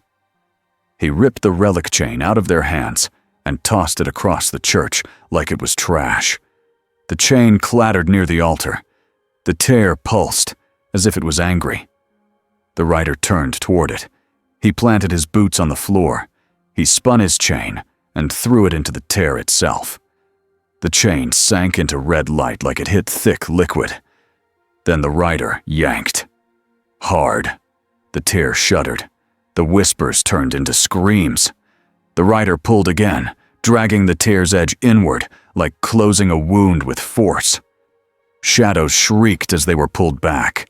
One shadow clung to the floor, reaching towards Saris and the priest. Saris fired again, useless. The rider's fire surged and swept over it. It shrank, then snapped back into the tear like it was being sucked into a vacuum. The tear narrowed, but it did not close, because something on the other side pushed back. The rider's flames roared higher. His skull lifted. His voice dropped lower. "Zarathos," Saris heard him whisper, and the name sounded like it came from somewhere deeper than Johnny. The rider pulled one last time. The tear snapped shut with a loud crack. The church lights went out for 1 second. When they came back, candle flames flickered weakly. Smoke hung in the air. Silence fell like a heavy blanket. Saris breathed hard, hands shaking. The priest collapsed into a pew, sobbing. Anderson stood with blood on his face, and a grin that looked strained now. Maxwell stared at the closed air where the tear had been. Then he looked at the rider, and Maxwell's eyes shone with hunger. "You see?" Maxwell said softly, voice almost loving. "You need us." The rider turned toward him. For a second, Saris thought Maxwell had made a mistake that would end with his soul burned clean. Then Maxwell did something cruel. He stepped behind the priest and put a hand on the priest's shoulder like a friend. "Such a tragedy," Maxwell said loudly, so his men and cameras could hear. "Hellsing brought a demon into a church." Saras's stomach dropped. Maxwell's smile widened. "Imagine what the public would say if they knew," he continued. Integra's voice snapped in Saras's ear. "Saras, get Blaze out. Now." Saras looked at the rider. "Johnny!" she shouted. The rider's skull turned toward her. In that second, the flames dipped. Johnny's human face flickered through the fire. His jaw clenched like he was fighting himself. Saras ran up to him, keeping her voice sharp and real. "This is a trap," she said. "He wants you here. He wants a story." Johnny's eyes flashed. He understood. Maxwell's men lifted weapons, not to kill the rider, to force a moment, to force a headline. Anderson stepped forward, blades ready, eager to continue. Alucard laughed softly. "Oh, I like this," he said. "Politics with knives." Walter arrived at the church door like a silent clock ticking down. His wires moved out, cutting through the air toward Maxwell's men.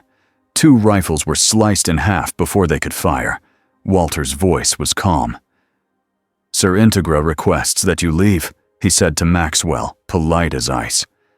Maxwell's smile twitched. "How rude," he said again. Then Maxwell raised one hand, a signal.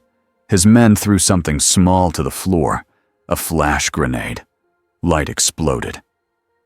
Ceres's vampire eyes screamed with pain. She turned her face away, blinking hard. When her vision cleared, Maxwell and several of his men were already moving toward the exit. Anderson stayed. Of course he did. He grinned at Johnny like a child who didn't want the game to end. Next time, Anderson promised. Johnny's face was tight, controlled, furious. He did not chase Maxwell. He did not burn the church. He made the choice that hurt more. He let the schemer go, because if he went wild here, innocent people would pay first. And Maxwell knew it. Maxwell vanished into the night with that knowledge like a trophy. Outside, Integra waited in the vehicle, eyes cold enough to freeze water. Ceres climbed in, still shaking. Walter sat in the front, posture perfect. Alucard appeared in the back seat like a shadow taking shape, smiling as if nothing had happened. Johnny did not get in the vehicle. He swung onto his motorcycle, flames low but present, like anger kept on a leash. Integra watched him through the window. Then she said, flat and furious, "Do you know what it costs to repair a church?" No one answered. Integra stared ahead. "Because I'm going to find out." Johnny rode through the night alone for several miles. He kept his speed steady, not because he was calm, because if he went too fast, he might stop thinking. And if he stopped thinking, the rider would take over completely. The relic chain's touch still lingered inside him, like cold fingers around a hot heart. It had tugged at Zarathos. It had made the curse flare. It had almost torn something loose. Johnny's hands tightened on the handlebars. He hated that he wanted the chain. He hated that he feared it too. He pulled over under an overpass and stopped. He took off his helmet and stared at the damp concrete. Then he spoke, low to the darkness. "I'm not your prisoner," Johnny said. A deep heat stirred in his chest, like a growl made of fire. Johnny's jaw clenched. "You almost broke loose," he whispered. The heat pressed back. Not words, a demand. "Punish." Johnny shut his eyes. "I'm trying," he said through his teeth. "I'm trying to do this right." In the distance, sirens wailed. Somewhere, another person was dying. Somewhere, another monster was feeding. Johnny opened his eyes. He put the helmet back on. He started the engine. And he rode again, because stopping was not an option. Behind him, far above London, a shadow moved along the cloud line, watching, measuring. And on the Millennium airship, the Major sat in his chair and smiled at a new report. "A breach in a church," he sang. "The Vatican bites, Hellsing growls, and the burning man hesitates." He clasped his hands together. "Perfect," he whispered. "Now everyone is afraid. Now everyone will choose wrong." And the war, which had already been coming, began to run instead of walk. 3 weeks passed, but London did not feel calmer. It felt like a city holding its breath.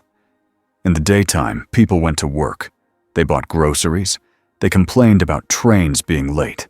They joked about the weather. At night, the streets belonged to other things. Sir Integra Hellsing sat at her desk and stared at a stack of papers so tall it leaned a little to the left. The top page had a stamp in red ink. Urgent payment required. Integra's pen clicked once, twice, 3 times. Walter stood beside her with perfect posture and a calm face.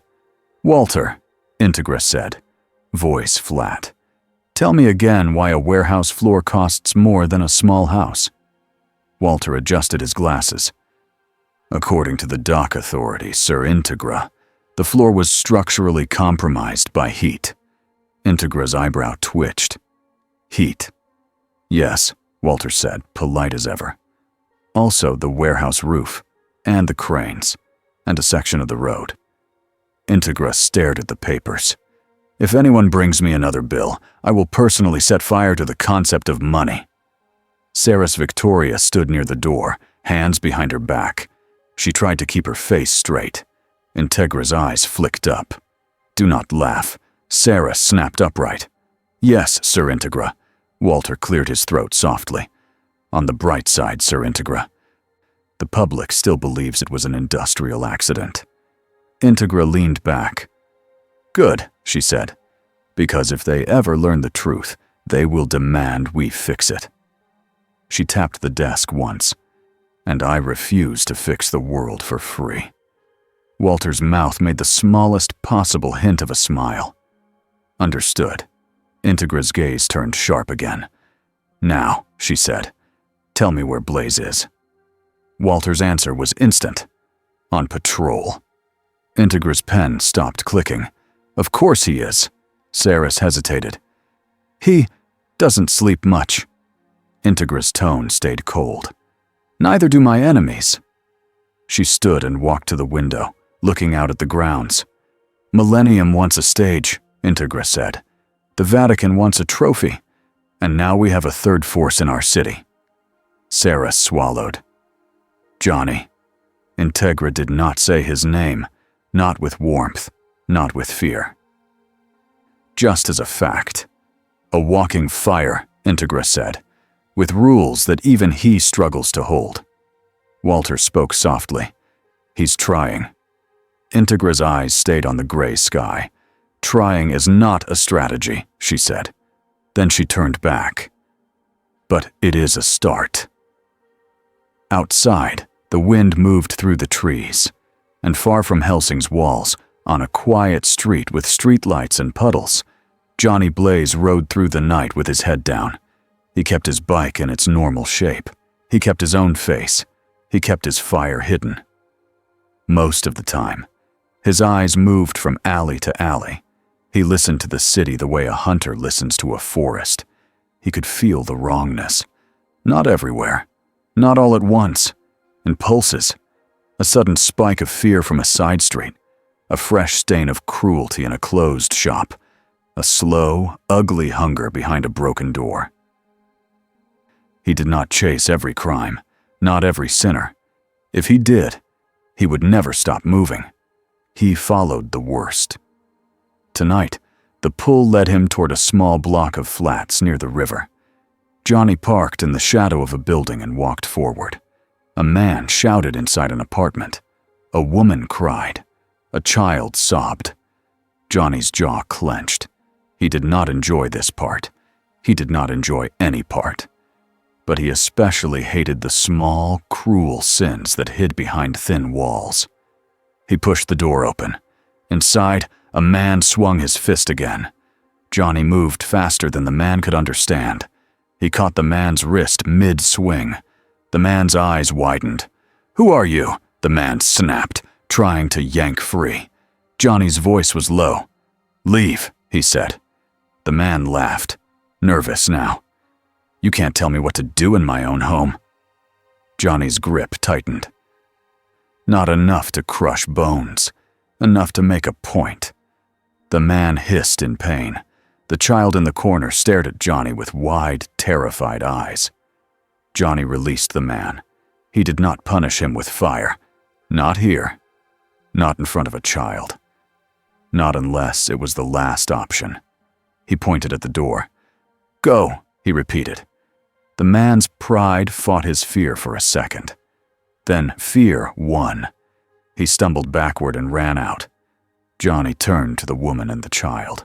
His voice softened, but it stayed simple. "Call someone you trust," he said. "Lock the door."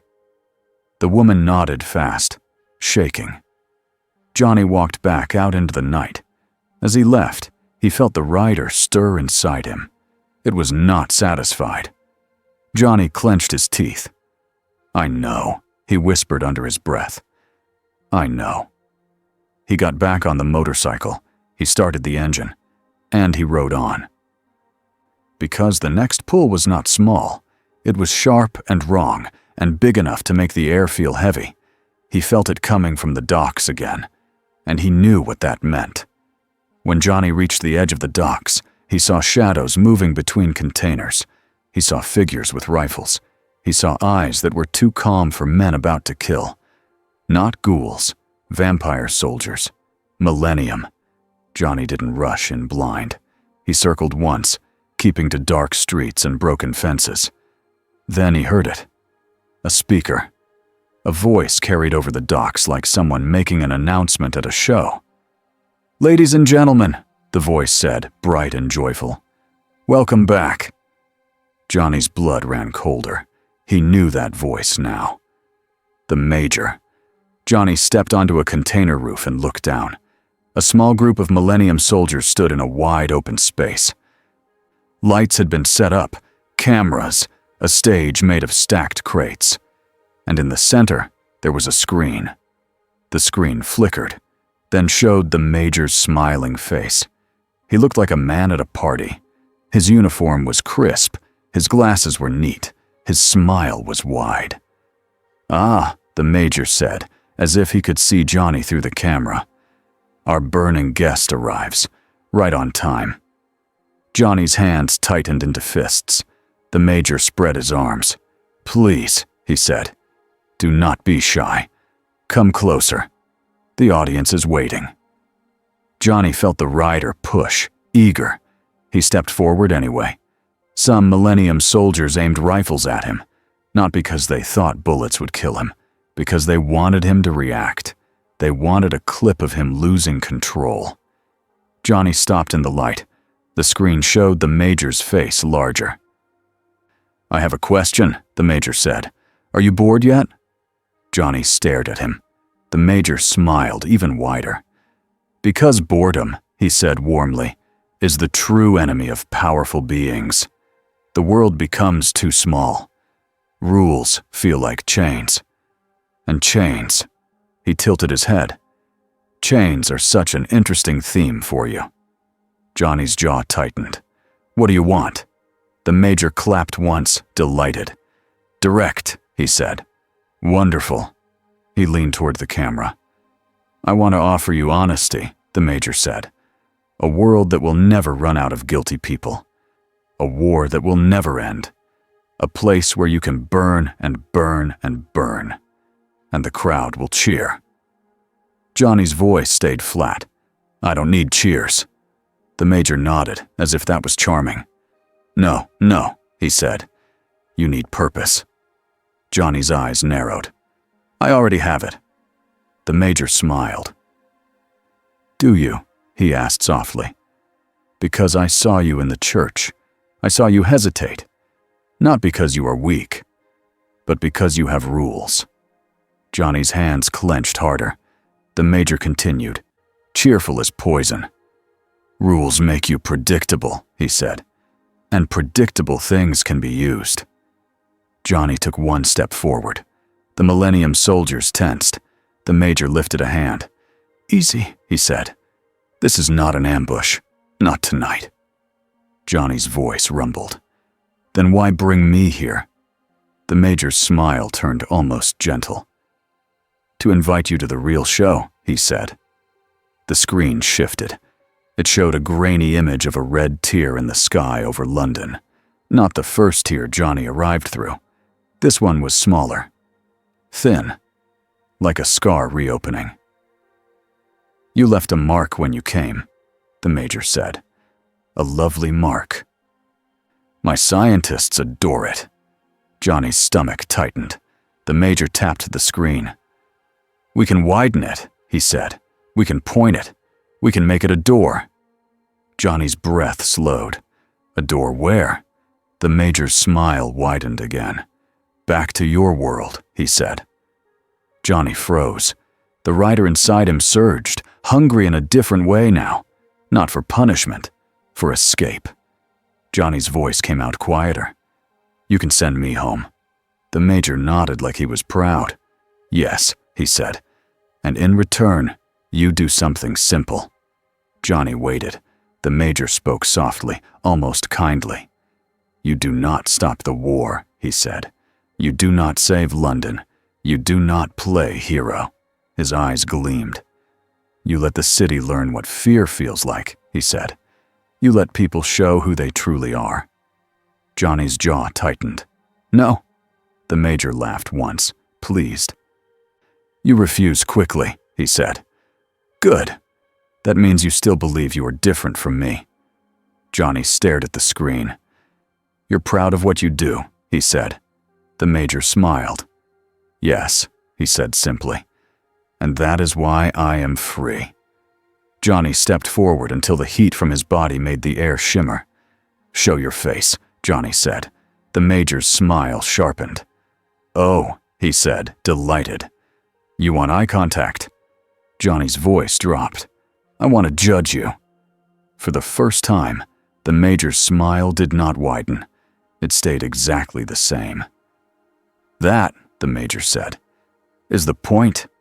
The screen went black. At the same moment, the dock lights cut out. Darkness swallowed the space. Then a new sound rose across London. Sirens. Not one. Not two. Many. Gunfire echoed in the distance. Explosions, spaced out like planned beats in a song. Johnny's head snapped toward the city. His chest tightened. This was not a dock attack. This was a city attack. The Millennium soldiers around him opened fire, not to kill him, but to slow him. Bullets sparked off the ground near his boots. Johnny's body tensed. Fire rolled up his spine. He let it happen. The transformation hit like a switch being thrown. Flames burst from his shoulders. His skull took shape. His eyes became burning holes. The spirit of vengeance stood where Johnny Blaze had been. The soldiers backed away instinctively. The rider lifted his chain. It snapped out and wrapped 3 rifles at once. He yanked. The weapons flew out of hands and clattered across the ground. Another soldier raised a blade. The rider struck once, not with a fist, with judgment. Hellfire surged from his palm and hit the soldier's chest. The soldier screamed and fell, thrashing as the fire burned deeper than skin. The rider did not watch him burn. He turned toward London and mounted his bike. The motorcycle changed with him. The metal glowed. The tires burned. The engine roared like an animal. He launched forward, leaving a line of flame across the dockyard. Behind him, the soldiers did not chase. They had done their job. They had delayed him. And every second mattered. Saris was in the training hall when the first explosion hit. The building shook. Dust fell from a high beam. Saris froze for half a second. Then the alarms began. Walter's voice came through the intercom, calm but urgent. "All units. Millennium attack confirmed. Multiple points across the city." Integra's voice followed, cold and clear. "We move now. Contain the spread. Protect civilians. Prioritize evacuation routes. And if anyone asks for an explanation," a pause, "tell them it's a gas line." Saras ran. She grabbed her coat. She grabbed her weapon. Her heart pounded like a drum. She reached the garage and saw Integra already there, calm as stone, issuing orders to soldiers moving like clockwork. Alucard stood near the open doors, smiling like this was Christmas. "Finally," Alucard said happily. "A proper night." Integra shot him a look. "Do not enjoy this." Alucard tilted his head. "I can't help it," he said. "It's my nature." Saris's voice shook. "Where's Johnny?" Walter answered from beside Integra. "Already in motion." Integra's jaw tightened. "Of course he is," she said again, like it was becoming a curse. Outside, The sky over London flashed with distant fire. Saris climbed into a vehicle with a team and pushed down her fear. She told herself a simple truth. People out there needed help. She could do help. The rider hit the city like a storm with a steering wheel. He rode down streets that were clogged with cars and panic. He did not plow through civilians. He swerved, jumped curbs, cut through alleys. He moved like he knew the city, like the city itself was guiding him by its pain. At an intersection, a bus had crashed sideways. People spilled out, screaming. Above them, vampire soldiers in dark uniforms moved like shadows, picking targets. The rider revved the engine once. The flames around his wheels surged. He launched the chain upward. It wrapped around a street lamp. He swung the bike in a sharp arc, using the chain like a pivot. His front wheel smashed into a vampire soldier, mid-leap. The soldier flew backward and hit a brick wall hard enough to crack it. 2 more soldiers fired at the rider. The bullets hit his chest and did nothing. The rider did not waste time punishing them with long pain. This was not a courtroom. This was an emergency. He whipped the chain low and wrapped their ankles. He yanked. They hit the pavement. Before they could rise, hellfire flared from the chain, burning through their strength and making them scream. The rider turned toward the bus. A child stood near the open door, frozen, eyes wide. The rider stepped closer. The child flinched. The rider lowered his head slightly, like a nod. Then he turned away and faced the street again. Because another wave was coming. Ghouls poured from a side street like a flood of hungry bodies. The rider lifted one hand. Hellfire rolled across the road in a flat, controlled sweep. It cut off the ghouls like a wall. They hit the fire and screamed and fell, burning fast. The fire did not jump to the cars. It did not climb the buildings. It stayed on the ghouls, because the rider made it stay. Above, a helicopter circled. Its spotlight swept the street. A voice screamed through a loudspeaker, panicked. "What is that thing?" The rider ignored it. He was already moving again. On a rooftop near the river, the major watched through binoculars and smiled. He did not wear fear like other men. He wore joy. "Look at him," he said softly. "He tries so hard to be careful." An officer beside him shifted. "He's disrupting our timing." The major chuckled. "Yes," he said. "So we adjust." He lowered the binoculars. "Send the captain," the major said brightly. "And send him where it hurts most." The officer hesitated. "Where?" The major smiled wider. "To the places with civilians," he said. "Not to kill them all. Just enough to make the burning judge choose." The officer nodded, uneasy. The major's gaze stayed fixed on the city. "You see," the major whispered, "I do not need to beat him in strength. I only need to make him tired." Saris and her team reached an underground station entrance where people were pouring out in panic. A smashed sign hung crooked. Smoke drifted up from the stairs. Inside, ghouls were climbing upward, pushing through the crowd like a nightmare. Saras's soldiers fired into the stairs. Ghouls fell, but more climbed over them.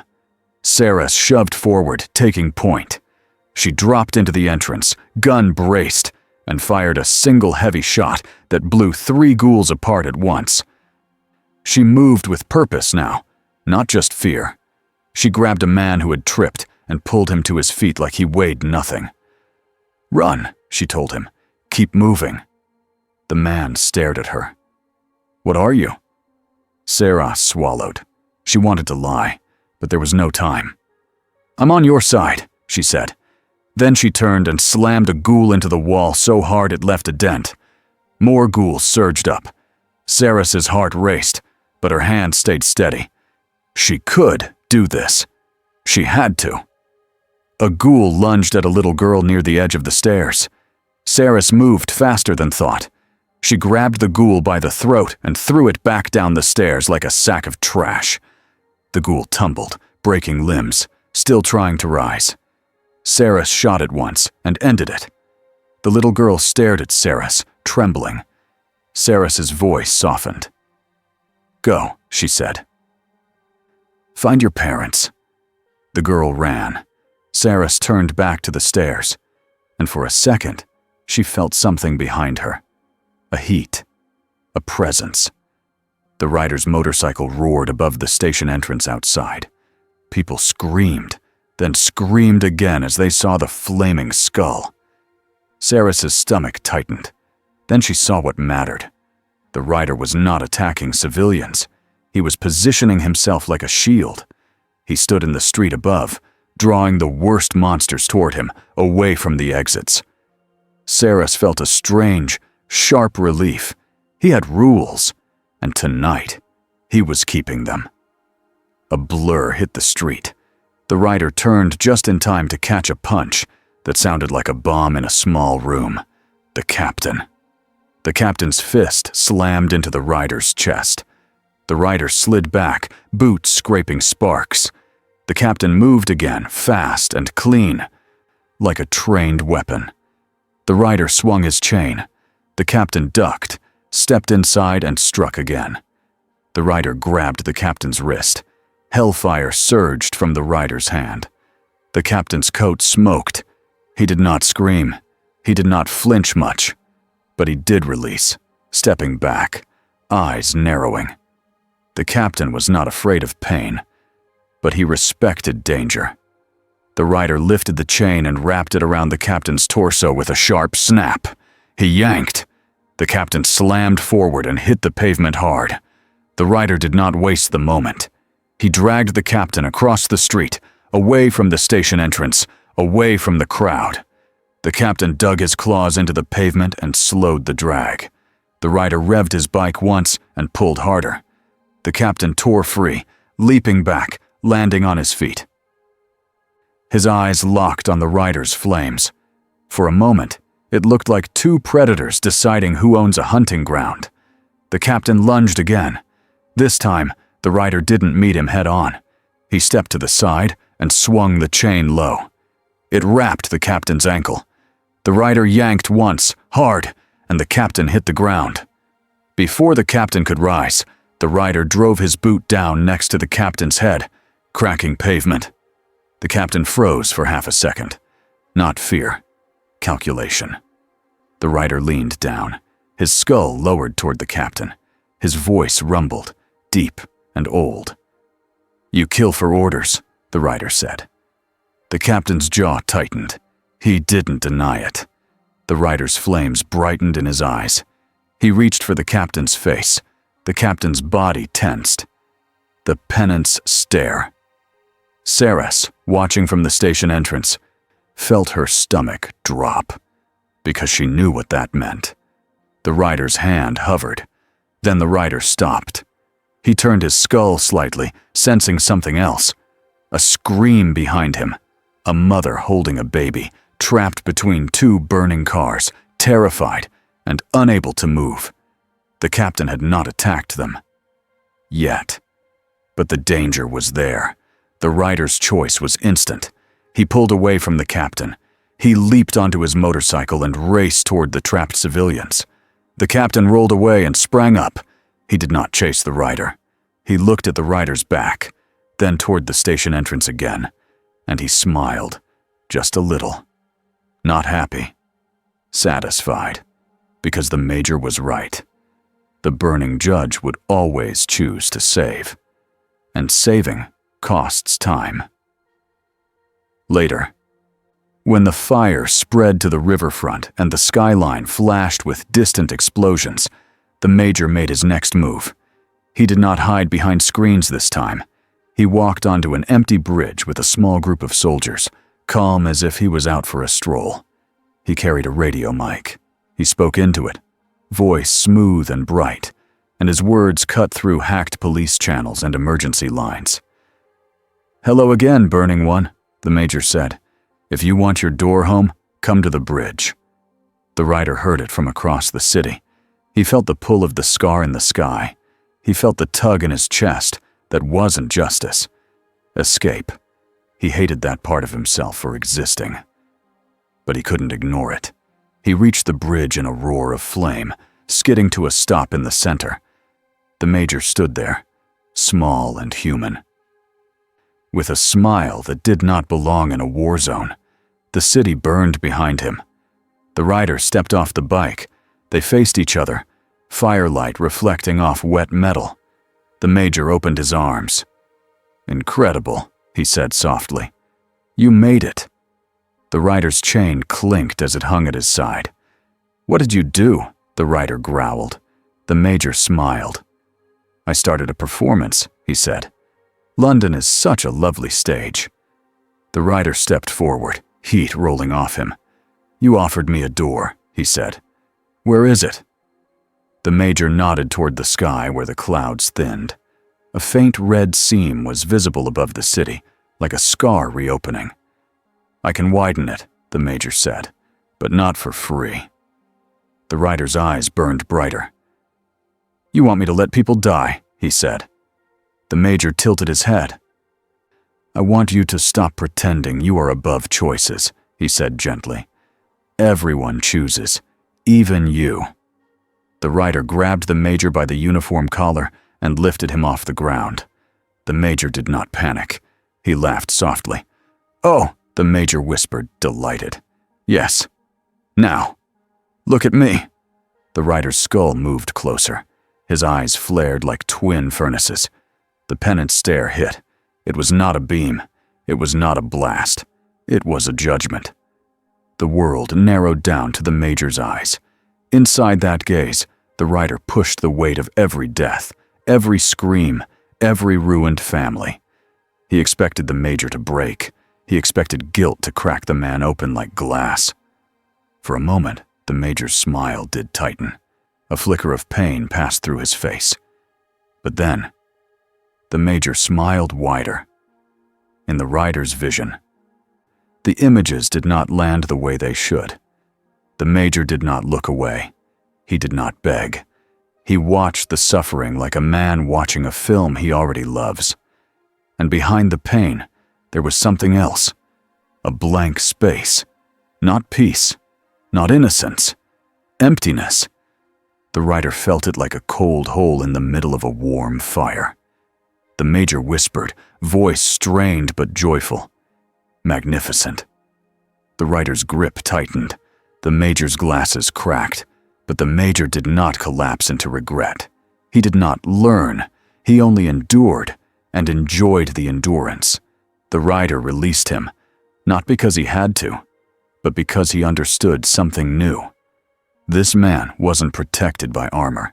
He was protected by his own lack of shame. The Major stumbled, caught himself, and straightened his uniform like he was fixing a tie. He smiled, breathing hard now. "You see," he said softly, "I told you. I am free." The rider's flames roared higher. "I don't need you to regret," the rider said, voice deep and final. "I need you to stop." The Major clapped, a sharp sound in the burning air. "Wonderful," he said. "Then stop me." At that moment, gunfire snapped from the far end of the bridge. Millennium soldiers opened fire, not at the rider's skull, but at the cars nearby. Fuel spilled. Flames rose. The Major stepped back, smiling like a magician pulling a curtain. The rider's head turned. A family was trapped in one of the cars. A father pulling at a jammed door. A child screaming. The rider's choice was instant. He turned away from the Major. He snapped his chain out and tore the car door off like it was a sheet of paper. He grabbed the father and yanked him back. He lifted the child and handed him to the mother. Then he stepped between them and the fire. Hellfire flared from his body in a controlled wall that pushed the flames away from the family without spreading to the bridge structure. The family ran. The Major watched, smiling. When the rider turned back, the Major was already walking away into smoke, protected by his soldiers and the chaos. The rider took one step to chase. Then he heard another explosion in the distance, Another scream. Another place that needed him. The rider stood still for half a second, flames rising like rage. Then he slammed his chain into the bridge surface, hard enough to crack concrete. And he rode away, because the Major had built the trap perfectly. Not to win, to force the rider to save, to drain him, to make him feel the weight of every choice. By dawn, the attack slowed. Not because Millennium ran out of monsters, because they got what they wanted. Fear, footage, pressure. Hellsing units fought through the night, keeping people moving, holding lines that should have broken. Saris returned to base covered in soot and blood that wasn't hers. She felt exhausted, but she also felt something else. Pride. Not proud of killing, proud that she saved people. Walter returned with a torn sleeve and a calm face, as if this was just another workday. Alucard returned, smiling, blood on his coat like paint. Integra sat in the command room and listened to the final reports with cold focus. Then she took off her glasses and rubbed the bridge of her nose. "Status," she said. Walter spoke first. "Civilian casualties lower than expected, Sir Integra, considering the scale." Integra nodded once. "Good," Saris added. "The ghouls pulled back before sunrise." Integra's eyes narrowed. "Because they chose to," she said. Alucard chuckled. "Yes," he said, amused. "Our dear Major always knows when to end an act." Integra's jaw tightened. "And Blaze?" Saris hesitated. "He's still out." Integra stared at the map of London on the screen. Red markers showed fire sites, evac zones, places where bodies had been found. She spoke slowly. "Bring him back," she said. "Not as a prisoner." Walter nodded. "As an ally," he said. Integra's eyes hardened. "As a tool we do not control," she corrected. Then she paused. "But a tool that chooses to aim itself at the right targets." Alucard smiled. "A charming problem," he said. Integra shot him a look.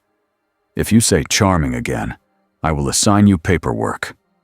Alucard's grin widened. "Cruel." Johnny Blaze returned after sunrise, when the city was pale and stunned. He rode into Helsing's grounds with his fire hidden, human face tired, shoulders heavy.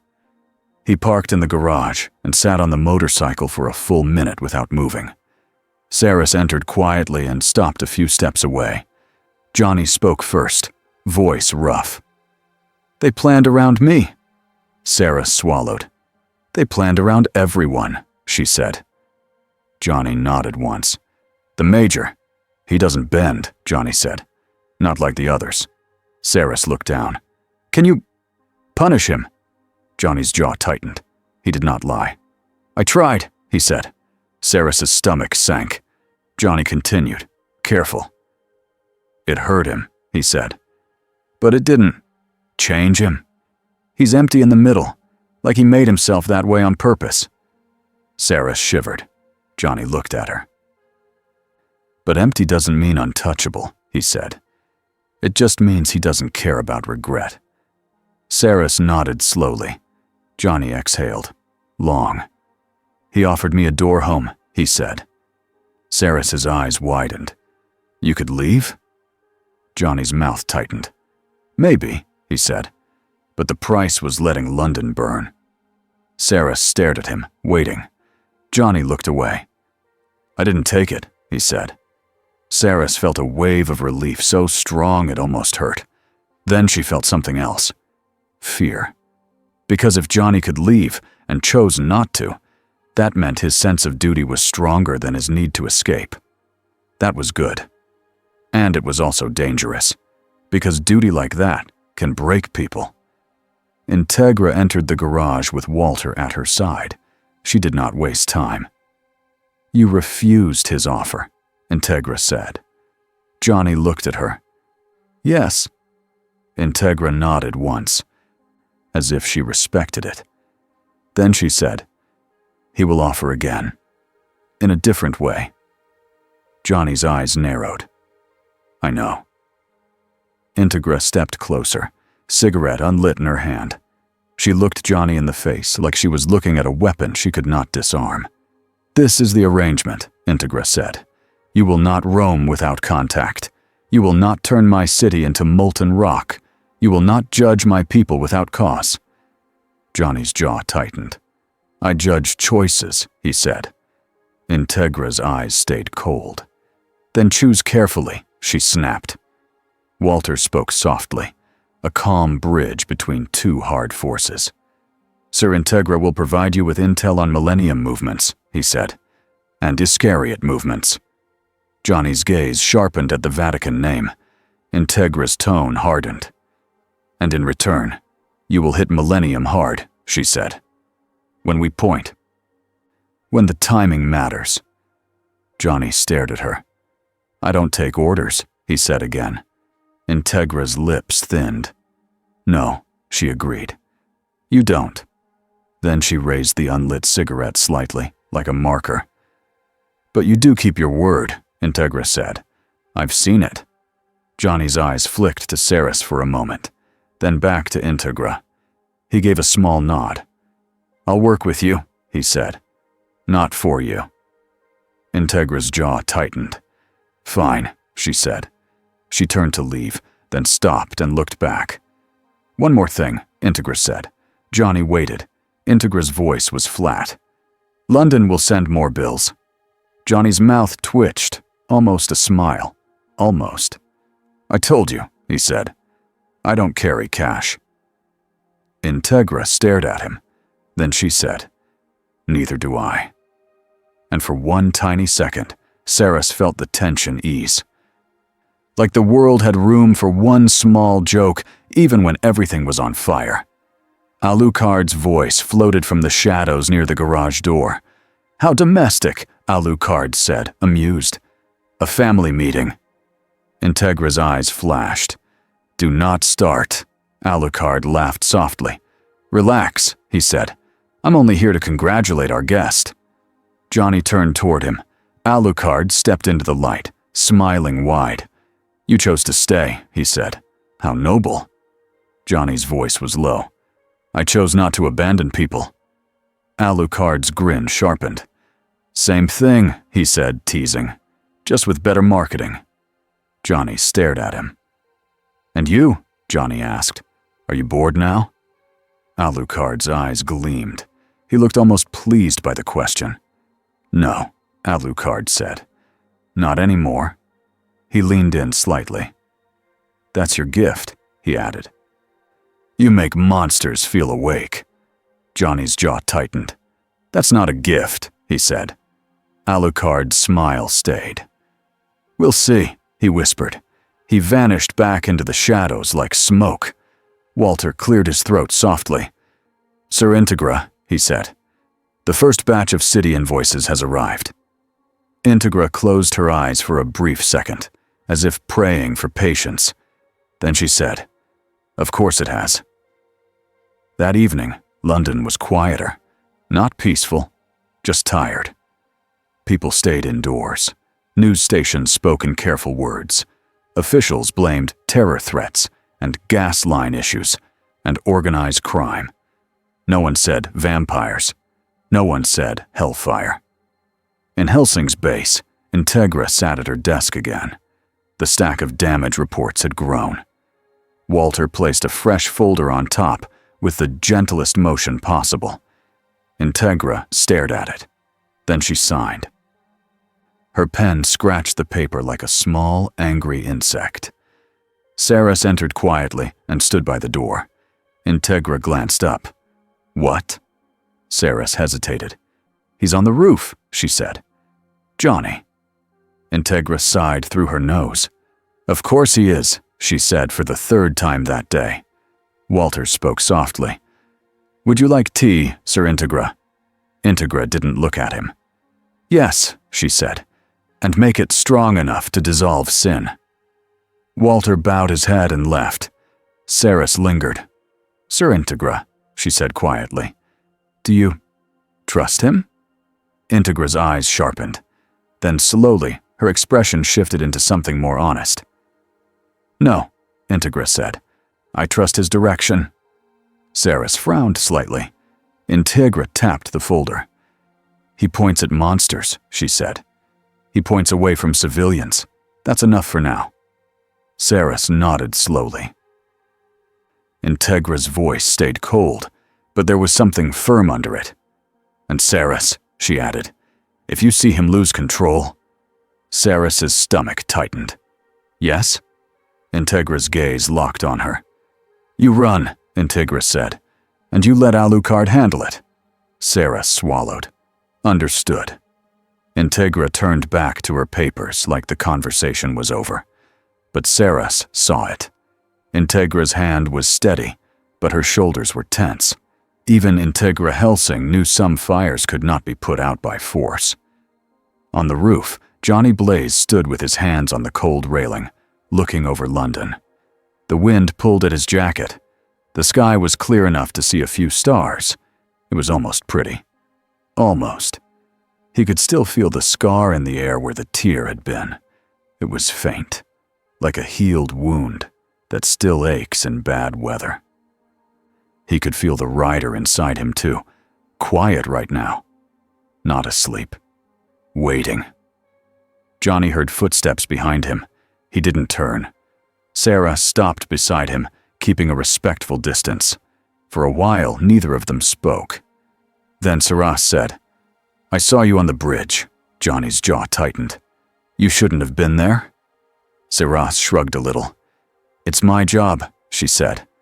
Then she added softer, "I'm glad you didn't leave." Johnny stared at the city. "Me too," he said. Saras blinked. "You are?" Johnny's voice was quiet. "I hate what I am," he said. "But I don't hate what I do when I do it right." Saras swallowed. "Do you think you did it right?" Johnny's hands tightened on the railing. "Not always," he admitted. "But I'm trying." Saras nodded, understanding more than she wanted to. A silence passed. Then Saras asked the thing that had been sitting in her chest. "If that stare didn't break the Major," she said carefully, "how do we beat him?" Johnny's eyes narrowed. "We don't beat him with regret," he said. He turned his head slightly toward her. "We beat him by stopping his war," he said, "by cutting his tools, his soldiers, his plans, by ending the show." Saras nodded slowly. Johnny looked back out. "He wants me to become like him," Johnny said. "He wants me to enjoy the burning." Saras's voice was small. "Do you?" Johnny's answer was instant. "No," he said. Then he added, honest and blunt, "But the thing inside me enjoys punishment. That's different." Saras shivered. Johnny exhaled. "That's why I need rules," he said, "even if they hurt." Saras looked down at her hands. "I understand," she whispered.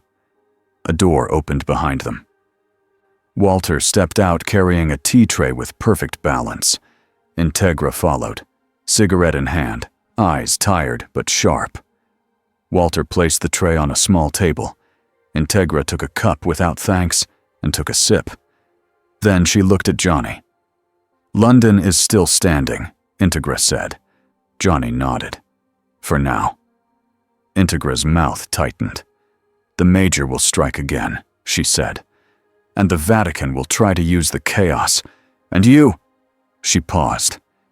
"You will remain a problem." Johnny's eyes stayed steady. "I'll remain a shield," he corrected. Integra stared at him for a long moment. Then she said, very quietly, "Fine." Alucard's voice drifted up from somewhere below, as if he was speaking to the night itself. "Such teamwork," he called, amused. "I almost feel proud." Integra snapped, "Go away." Alucard laughed. Johnny looked out at the city again. Saras watched him, unsure if she should feel comfort or fear. Maybe both. Johnny stepped away from the railing. He walked toward the stair door, then paused. He did not look back. He said one simple line, low enough that only the people near him heard it. Sin doesn't sleep, Johnny said. Neither can I. Then he left. A few minutes later, far below, an engine roared. A line of flame cut through the dark road outside Hellsing's walls. Not a wildfire, a controlled fire, a warning, a promise. And London, wounded but alive, kept breathing under the night sky. Different now, because somewhere out there, a judge rode through the shadows.